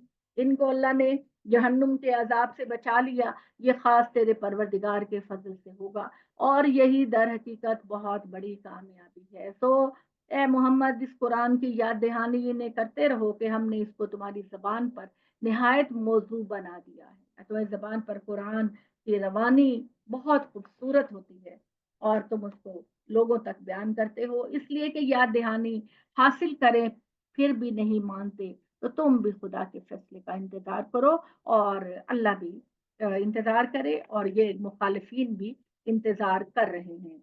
हाँ जी, हमने कितना पढ़ लिया है? और जो जिसने अभी तक नहीं पढ़ा उनमें से कौन पढ़ना चाहेगा? जल्दी ये आप जल्दी जासिया खत्म करेंगे ना, सूरत जासिया, तो हमारा 25वां पारा खत्म हो जाएगा। इसमें ही अम, खत्म होगा। जी मैं पढ़ना चाहूंगी पढ़े अगर सबीना जी, पढ़े इजाजत पढ़े। हो। हाँ जी, हाँ अच्छा जी, जासिया पढ़े। ठीक है जी। 25 से ज्यादा बिस्मिल्लाह। नहीं है, 25वां तो कल हमने शुरू अ, किया। जी बट अभी नहीं, खत्म नहीं हुआ 25वां। अभी 25 जासिया 25वां ही पढ़ रहे हैं। चले ठीक जासिया है, के बाद खत्म होगा। ठीक है। जी बिस्मिल्लाहिर्रहमानिर्रहीम। अल्लाह के नाम से जो बेहद मेहरबान और हमेशा रहम करने वाला है। हामीम। इस किताब यानी कुरान का नज़ूल अल्लाह की तरफ से है जो गालिब और हिकमत वाला है। बेशक ईमान लाने वालों के लिए आसमानों और ज़मीन में बहुत सी निशानियां हैं और तुम्हारी अपनी तख्लीक में और इन हैवानात में भी जो फैलाए गए हैं बहुत सी निशानियां हैं इन लोगों के लिए जो यकीन रखते हैं। और रात और दिन के इख्तलाफ में और इस रिस्क यानी पानी जो जरिया रिस्क है में जो अल्लाह ने आसमान से नाजिल किया, फिर इससे ज़मीन को इसकी मौत के बाद जिंदा कर दिया। और हवाओं के चलने में बहुत सी निशानियां हैं इन लोगों के लिए जो अकल से काम लेते हैं।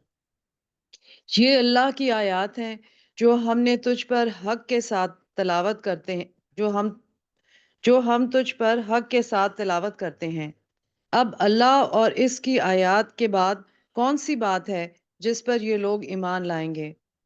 तबाही है हर झूठे गुनाहगार शख्स के लिए जो अल्लाह की आयत सुनता है, जो इसके सामने पढ़ी जाती हैं, फिर वो तकब्बुर करता हुआ अपने कुफर पर अड़ जाता है, गोया कि इनको सुना ही नहीं। बस इसे दर्दनाक अजाब की बशारत दे दो। और जब हमारी आयत में से कोई चीज इसके इल्म में आती है तो वो इसकी हंसी उड़ाता है। ऐसे ही लोगों के लिए जिल्लत वाला अजाब है। इन पर इनके इनके परे इनके परे जहन्नम है और जो इन्होंने कमाया है वो जरा भी इनके काम ना आएगा और ना ही वो इनके काम आएंगे जिनको इन्होंने अल्लाह के सिवा अपने औलिया सरपरस्त बना रखा है था। और ऐसे लोगों के लिए बड़ा अजाब है। ये कुरान हदायत है। जो लोग अपने रब की आयत को मानने से इनकार करते हैं इनके लिए सख्त किस्म का दर्दनाक अजाब है। अल्लाह वो है जिसने समंदर को तुम्हारे लिए मुसख्खर कर दिया ताकि इसके हुक्म से इसमें किश्तियां चलें और तुम इसका फजल तलाश करो और शायद कि तुम शुक्रगुजार बनो। और जो कुछ आसमानों में है और जो कुछ जमीन में है सबको अपनी तरफ से तुम्हारे लिए मुसख्खर कर दिया। बिलाशुबा इसमें निशानियां हैं इन लोगों के लिए जो गौर व फिक्र करते हैं। ए नबी, ईमान लाने वालों से कह दो कि वो इन लोगों से दरगुजर करें जो अल्लाह के दिनों की उम्मीद नहीं रखते ताकि वो इन लोगों को सजा दे इसके सबब जो वो कमाते हैं। अल्लाह के दिनों की उम्मीद नहीं रखते, दिन का लफ्ज और भी जगह पर इस्तेमाल हुआ, यानी वो दिन जो कौमों के लिए अजाब लेकर है। तो ये भी जी यकीन नहीं रखते उनकी तरह कि इन पर भी वो मनहूस दिन आएंगे जो इनको तहस नहस करके रख। ये कहना मुराद है, दिन से ये कहना मुराद। जी। जो नेक अमल करेगा वो अपने ही भले के लिए करेगा और जो बुरा काम करेगा इसका वबाल इसी पर होगा। फिर तुम सब अपने रब की तरफ पलटाए जाओगे। और हमने बनी इसराइल को किताब और हुकूमत और नबूवत अता की थी और इन्हें पाकीज़ा चीज़ें अता की और अहले जहान पर इनको फजीलत बख्शी और इन्हें दीन के बारे में वाज़ह हदायत दी। फिर जब इनके पास इल्म आ चुका था तो इन्होंने आपस की जिद के सबब इख्तलाफ किया। बेशक तेरा रब इनके दरमियान क़यामत के रोज़ इन बातों में फैसला कर देगा जिनमें वो इख्तलाफ करते थे। फिर ए नबी, हमने तुझे दीन की तरफ طریقے قائم پھر اے نبی ہم نے تجھے دین کے ایک طریقے پر قائم کیا ہے، بس تو اسی پر چل اور ان لوگوں کی خواہشات کی پیروی نہ کر جو علم نہیں رکھتے۔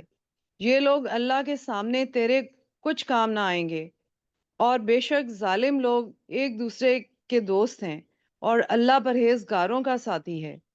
یہ لوگوں کے لیے بصیرت کی باتیں ہیں اور ان لوگوں کے لیے ہدایت اور رحمت ہیں جو یقین رکھتے ہیں۔ کیا وہ لوگ جنہوں نے برائیاں کمائی ہیں یہ سمجھتے ہیں کہ ہم انہیں ان لوگوں جیسا کر دیں گے جو ایمان لاتے ہیں اور نیک عمل کرتے ہیں، کہ ان کا جینا اور مرنا برابر ہو جائے؟ برے ہیں یہ فیصلے یا دعوے جو وہ کرتے ہیں۔ اللہ نے آسمانوں اور زمین کو حق کے ساتھ پیدا کیا ہے اور یعنی اس مقصد کے ساتھ، جی حق کے ساتھ یعنی مقصد کے ساتھ۔ جی ٹھیک جی مقصد کے ساتھ، تاکہ ہر شخص اپنی کمائی کا بدلہ پائے اور ان پر کوئی ظلم نہ ہو۔ پھر کیا تو نے اس شخص کو دیکھا جس نے اپنی نفسانی خواہش کو اپنا خدا بنا لیا اور اللہ نے اس کے علم کے باوجود اسے گمراہ کر دیا اور اس کے کانوں پر اور دل پر مہر لگا دی اور اس کی آنکھوں پر پردہ ڈال دیا؟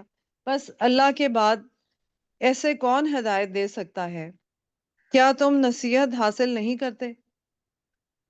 اور یہ کافر لوگ کہتے ہیں کہ اور کچھ نہیں، یہی دنیا کی زندگی ہے، ہماری زندگی ہے، یہی ہم مرتے ہیں اور جیتے ہیں اور ہمیں کوئی چیز نہیں مارتی سوائے زمانے کے۔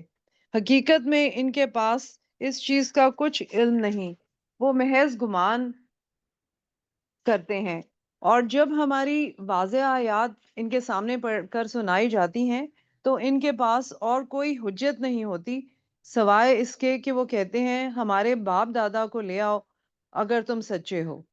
اے نبی کہہ دو کہ اللہ تمہیں زندگی بخشتا ہے، پھر وہی تمہیں موت دے گا، پھر وہ تمہیں قیامت کے دن جمع کرے گا جس میں کوئی شک نہیں، مگر اکثر لوگ نہیں جانتے۔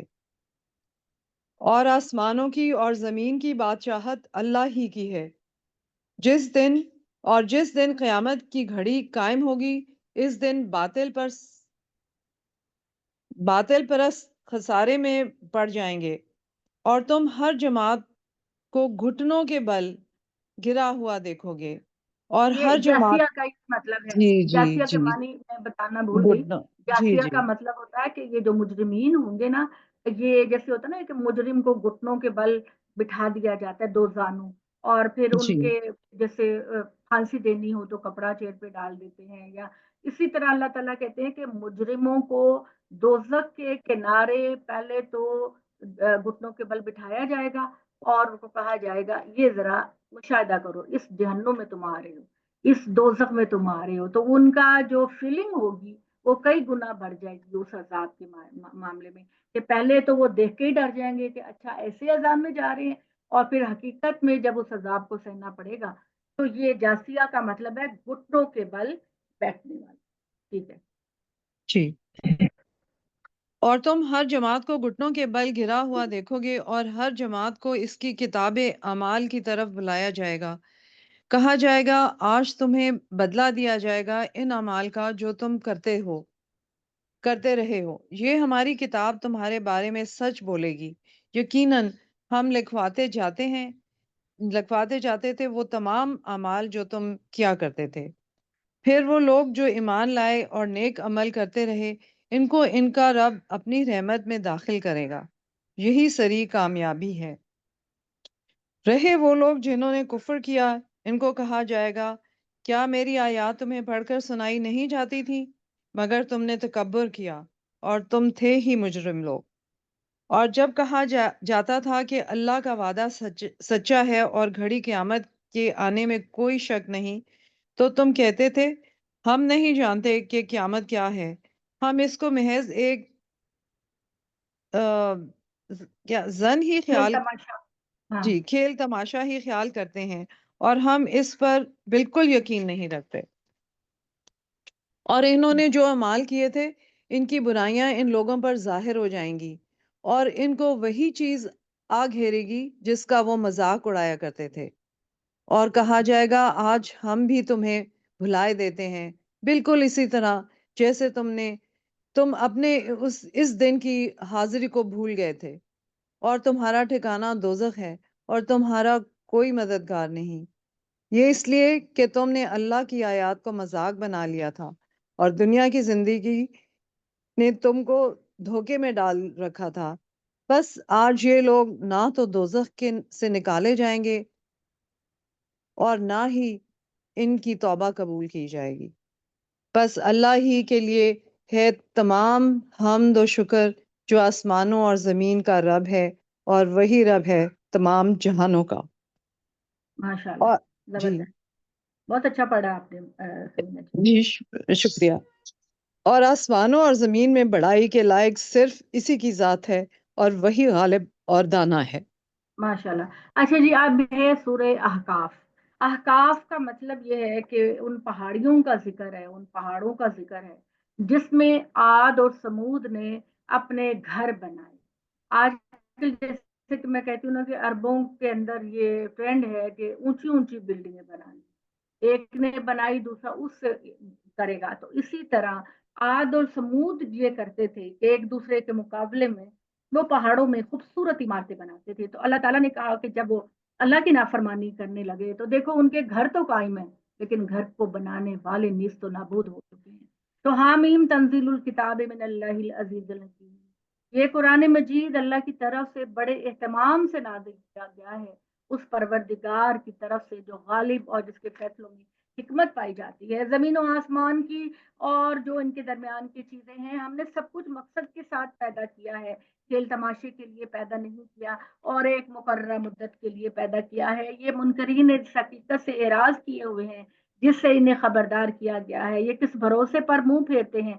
ان سے کہو کبھی تم نے غور کیا کہ خدا کے سوا جن کو تم پوچھتے ہو، ذرا مجھے دکھاؤ تو صحیح کہ انہوں نے زمین میں کیا بنایا ہے، یا ان کا آسمان میں کوئی شریک ہے کہ وہ اللہ کا اس کو شریک بناتے ہیں۔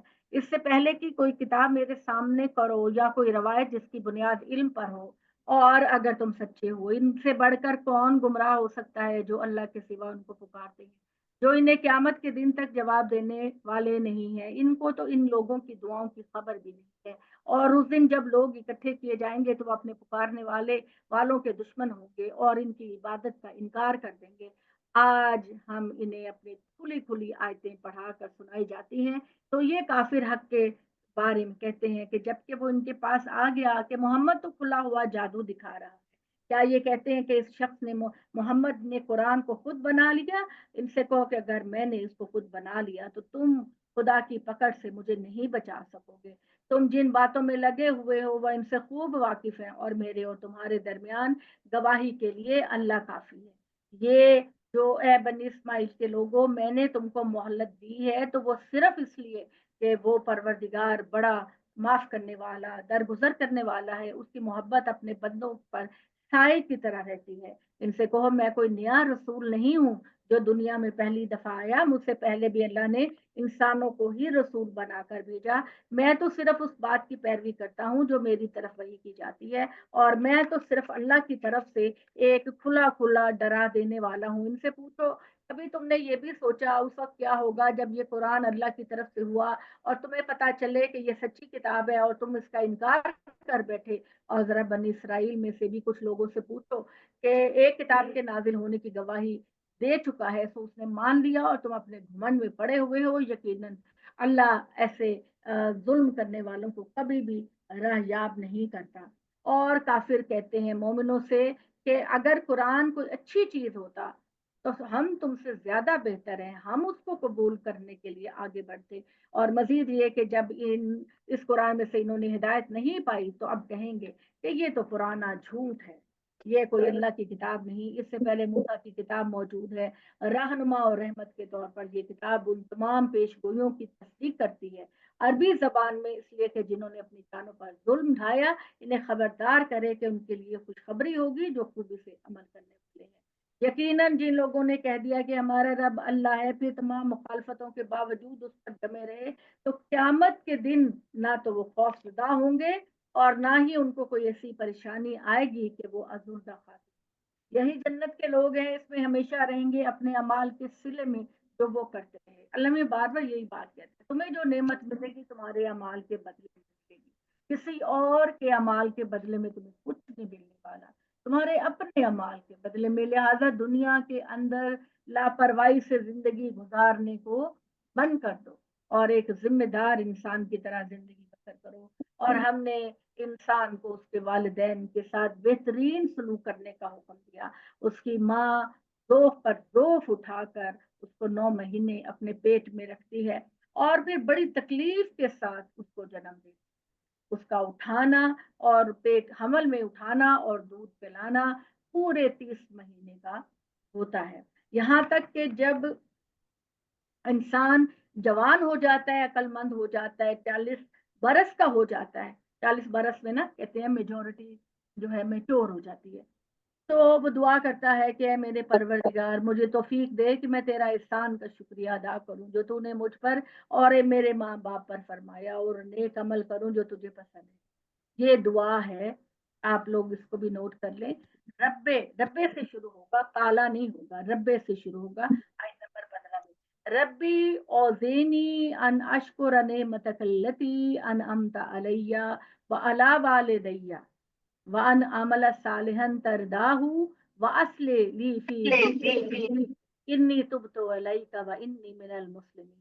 انسان کو جب شعور ہوتا ہے خدا کی رحمتوں کا تو وہ کہتا ہے کہ اے پروردگار مجھے توفیق عطا فرما کہ میں تیرے احسانات کا شکریہ ادا کروں جو تو نے مجھ پر اور میرے ماں باپ پر فرمایا، اور وہ نیک عمل کروں جو تجھے پسند ہے.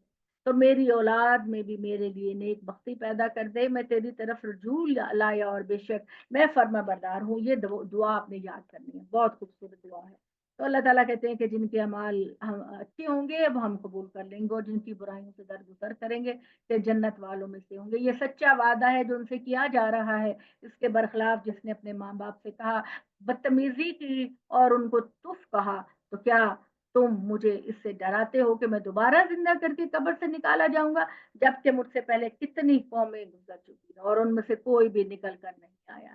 ماں باپ اللہ کی دہائی دیتے ہیں کہ تیرا ستیہ ناس ہو، ایمان لے آ، یقیناً اللہ کا وعدہ پورا ہوگا. مگر وہ کہتا ہے کہ کچھ نہیں، یہ تو اگلوں کے افسانے ہیں. میں موسٹلی لوگ ابھی بھی یہی کہتے ہیں، پہلے لوگ بھی مر گئے، ہم بھی مر جائیں گے، کون سا ہم نے جینا ہے. تو اللہ تعالیٰ ساری دعوت کی بنیاد جو ہے نا وہ مرنے کے بعد دوبارہ اٹھا کھڑا کرنے پہ کرتے ہیں. مگر وہ کہتا ہے کچھ نہیں، یہ تو اگلوں کے افسانے ہیں. یہی لوگ ہیں جن پر اللہ کی بات پوری ہوئی کہ انہی گروہوں میں سے شامل ہوں گے جو ان میں سے پہلے جنوں اور انسانوں میں سے گزرے. بے شک یہ نامراد ہونے والے ہیں. ان دونوں گروہوں میں سے ہر ایک کے لیے قیامت میں ان کے عمل کے مطابق اچھے یا برے درجے ہوں گے، اس لیے کہ اللہ کا وعدہ پورا ہو اور اس لیے کہ ان کے اعمال وہ ان کو پورے کر کے دکھائے. یہی کرے گا اور ان پر کوئی ظلم نہیں ہوگا. لوگوں اس دن کو یاد رکھو جب یہ منکرین آگ کے سامنے لا کر کھڑے کیے جائیں گے اور ان سے کہا جائے گا کہ تم اپنے حصے کی عمدہ چیزیں دنیا میں لے چکے. کافروں سے کہیں گا تم نے جو لینا تھا وہ چوری چکاری ڈاکے ان چیزوں سے مال ہڑپ کر کے تم لے چکے. آج آخرت میں اللہ کے پاس تمہارے لیے کچھ نہیں اور سوائے عذاب کے، اس وجہ سے کہ بغیر کسی حق کے تم زمین میں تکبر کرتے تھے، اور تکبر اللہ کو بہت ناپسند ہے، اور اس وجہ سے کہ تم نافرمانیاں کرتے تھے.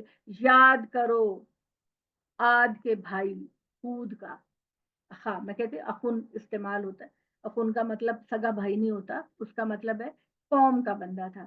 تو عاد کے قوم کے بندے ہود کو یاد کرو جب اس نے اپنی قوم کو احقاف میں اپنی قوم کو خبردار کیا.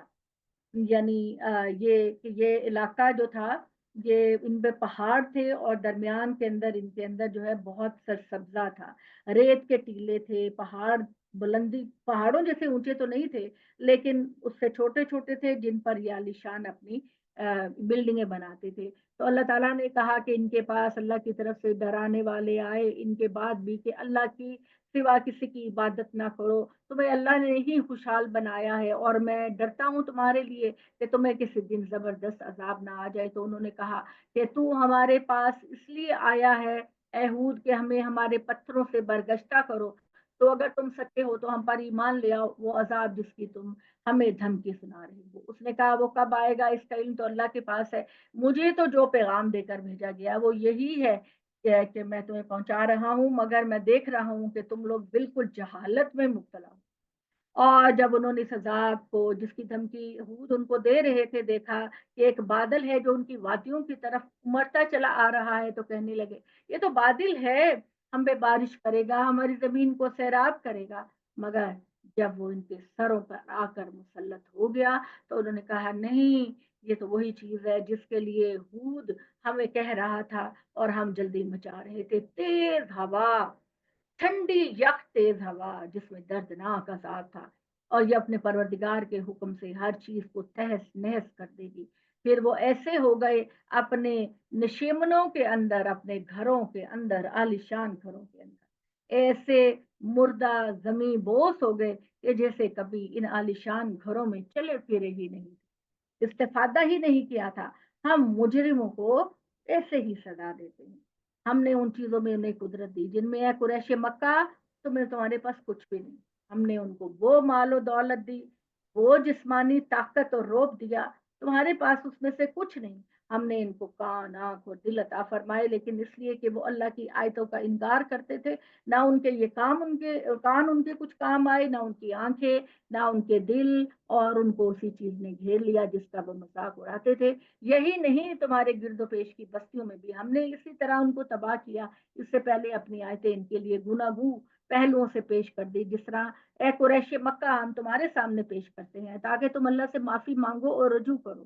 پھر سوچو ان ہستیوں نے کیوں نہ ان کی مدد کی جن کو انہوں نے خدا کے سوا اس کے تقرب کے لیے جن کی عبادت کرتے تھے، بلکہ وہ تو ان سے کھوئے ہوئے تھے۔ یہ سب ان کا جھوٹ اور من گھڑت چیزیں تھی جو وہ کر رہے تھے۔ اور اے محمد ان کو وہ واقعہ بھی سناؤ جب ہم نے جنوں کو ایک گروہ کو تمہاری طرف متوجہ کیا کہ وہ قرآن سنے، سو جب وہ اس جگہ پہنچے جہاں تم قرآن پڑھ رہے تھے تو انہوں نے آپس میں کہا خاموش رہو اور سنو۔ پھر جب ان کا پڑھنا تمام ہوا تو وہ اپنی قوم کی طرف لوٹے کہ ان کو جا کر خبردار کریں، یہ ان کو جا کر خبردار کریں کہ انہوں نے ہماری قوم کے لوگوں، ہم نے ایک کتاب سنی ہے جو موسیٰ کے بعد نازل ہوئی، اور قرآن مجید موسیٰ کے بعد نازل ہوئی، اور ہماری قوم کے لوگوں اللہ کے اس پکارنے والے کی دعوت کو لبیک کہو اور اس قرآن پر ایمان لے کر آؤ، اللہ تمہارے سارے گناہ معاف کر دے گا اور اللہ تعالیٰ تمہیں آگ سے بچا لے گا۔ اور جو اللہ کے طرف بلانے والوں کی دعوت قبول نہیں کرے گا اسے یاد رکھنا چاہیے کہ وہ زمین میں کہیں بھی بھاگ جائے خدا کے قابو سے باہر نہیں نکل سکتا، اور نہ قیامت کے دن اللہ کے سوا کوئی اس کا حمایتی ہوگا۔ اس طرح کے لوگ ہیں جو کھلم کھلا گمراہی میں ہے۔ کیا انہوں نے غور نہیں کیا کہ اللہ جس نے زمین اور آسمانوں کو پیدا کیا اور اس کے پیدا کرنے میں اللہ کو ذرا بھی تھکان نہیں ہوئی؟ یہ اللہ بار بار اس لیے کہتے ہیں کہ بائبل میں ہے کہ اللہ تھک گئے زمین و آسمان کو بنانے سے، اور اب وہ آرام کرنے اپنے عرش پر چلے گئے ہیں، دنیا سے ان کا کوئی واسطہ نہیں۔ یہ وہ کہتے ہیں اس پر بھی قادر ہے کہ مردہ کو جلا اٹھے، کیوں نہیں، یقیناً وہ ہر چیز پر قدرت رکھتا ہے۔ لوگوں اس دن کو یاد کرو جب یہ منکرین دوزخ کے سامنے لائے جائیں گے، ان سے پوچھا جائے گا کیا یہ حقیقت نہیں؟ یہ کہیں گے ہاں کیوں نہیں، ہمارے پروردگار کی قسم ضرور حقیقت ہے۔ ارشاد ہوگا تو چکھو اپنے انکار کی پاداش میں عذاب کا مزہ جو تم کرتے رہے۔ تو اے پیغمبر ثابت قدم رہو جس طرح اولو العزم پیغمبر ثابت قدم رہے، یعنی اللہ کے جتنے بھی پیغمبر گزرے وہ پوری اس بات اور ثابت قدمی کے ساتھ اللہ کے دین کے لیے کھڑے رہے۔ تو اے لوگوں عذاب کی جلدی نہ مچاؤ، جس دن یہ لوگ اس چیز کو دیکھیں گے جنہیں اس کا ڈراوا دیا جا رہا ہے تو محسوس کریں گے کہ دنیا میں وہ ایک دن یا اس سے زیادہ کچھ دن نہیں رہے۔ محمد صلی اللہ علیہ وسلم تمہارا کام اللہ کی دعوت کو پہنچا دینے کا ہے، اب ہلاک تو وہی ہوگا جو اللہ کا تمہارا نافرمان ہوگا۔ اقول قولی ھذا واستغفر اللہ لی لکم ولسائر المسلمین۔ جزاک اللہ خیر آپ کے ثابت قدمی کی اور پیشنس کی، کیونکہ ہمارا مشن ہے کہ اللہ ہمیں قریب لا رہے ہیں نا، اب انشاءاللہ 4-5 دنوں میں ہم وہ ٹارگٹ جو شروع میں بڑا مشکل لگتا ہے الحمدللہ ہم اس کو پورا کریں گے جلد ہی۔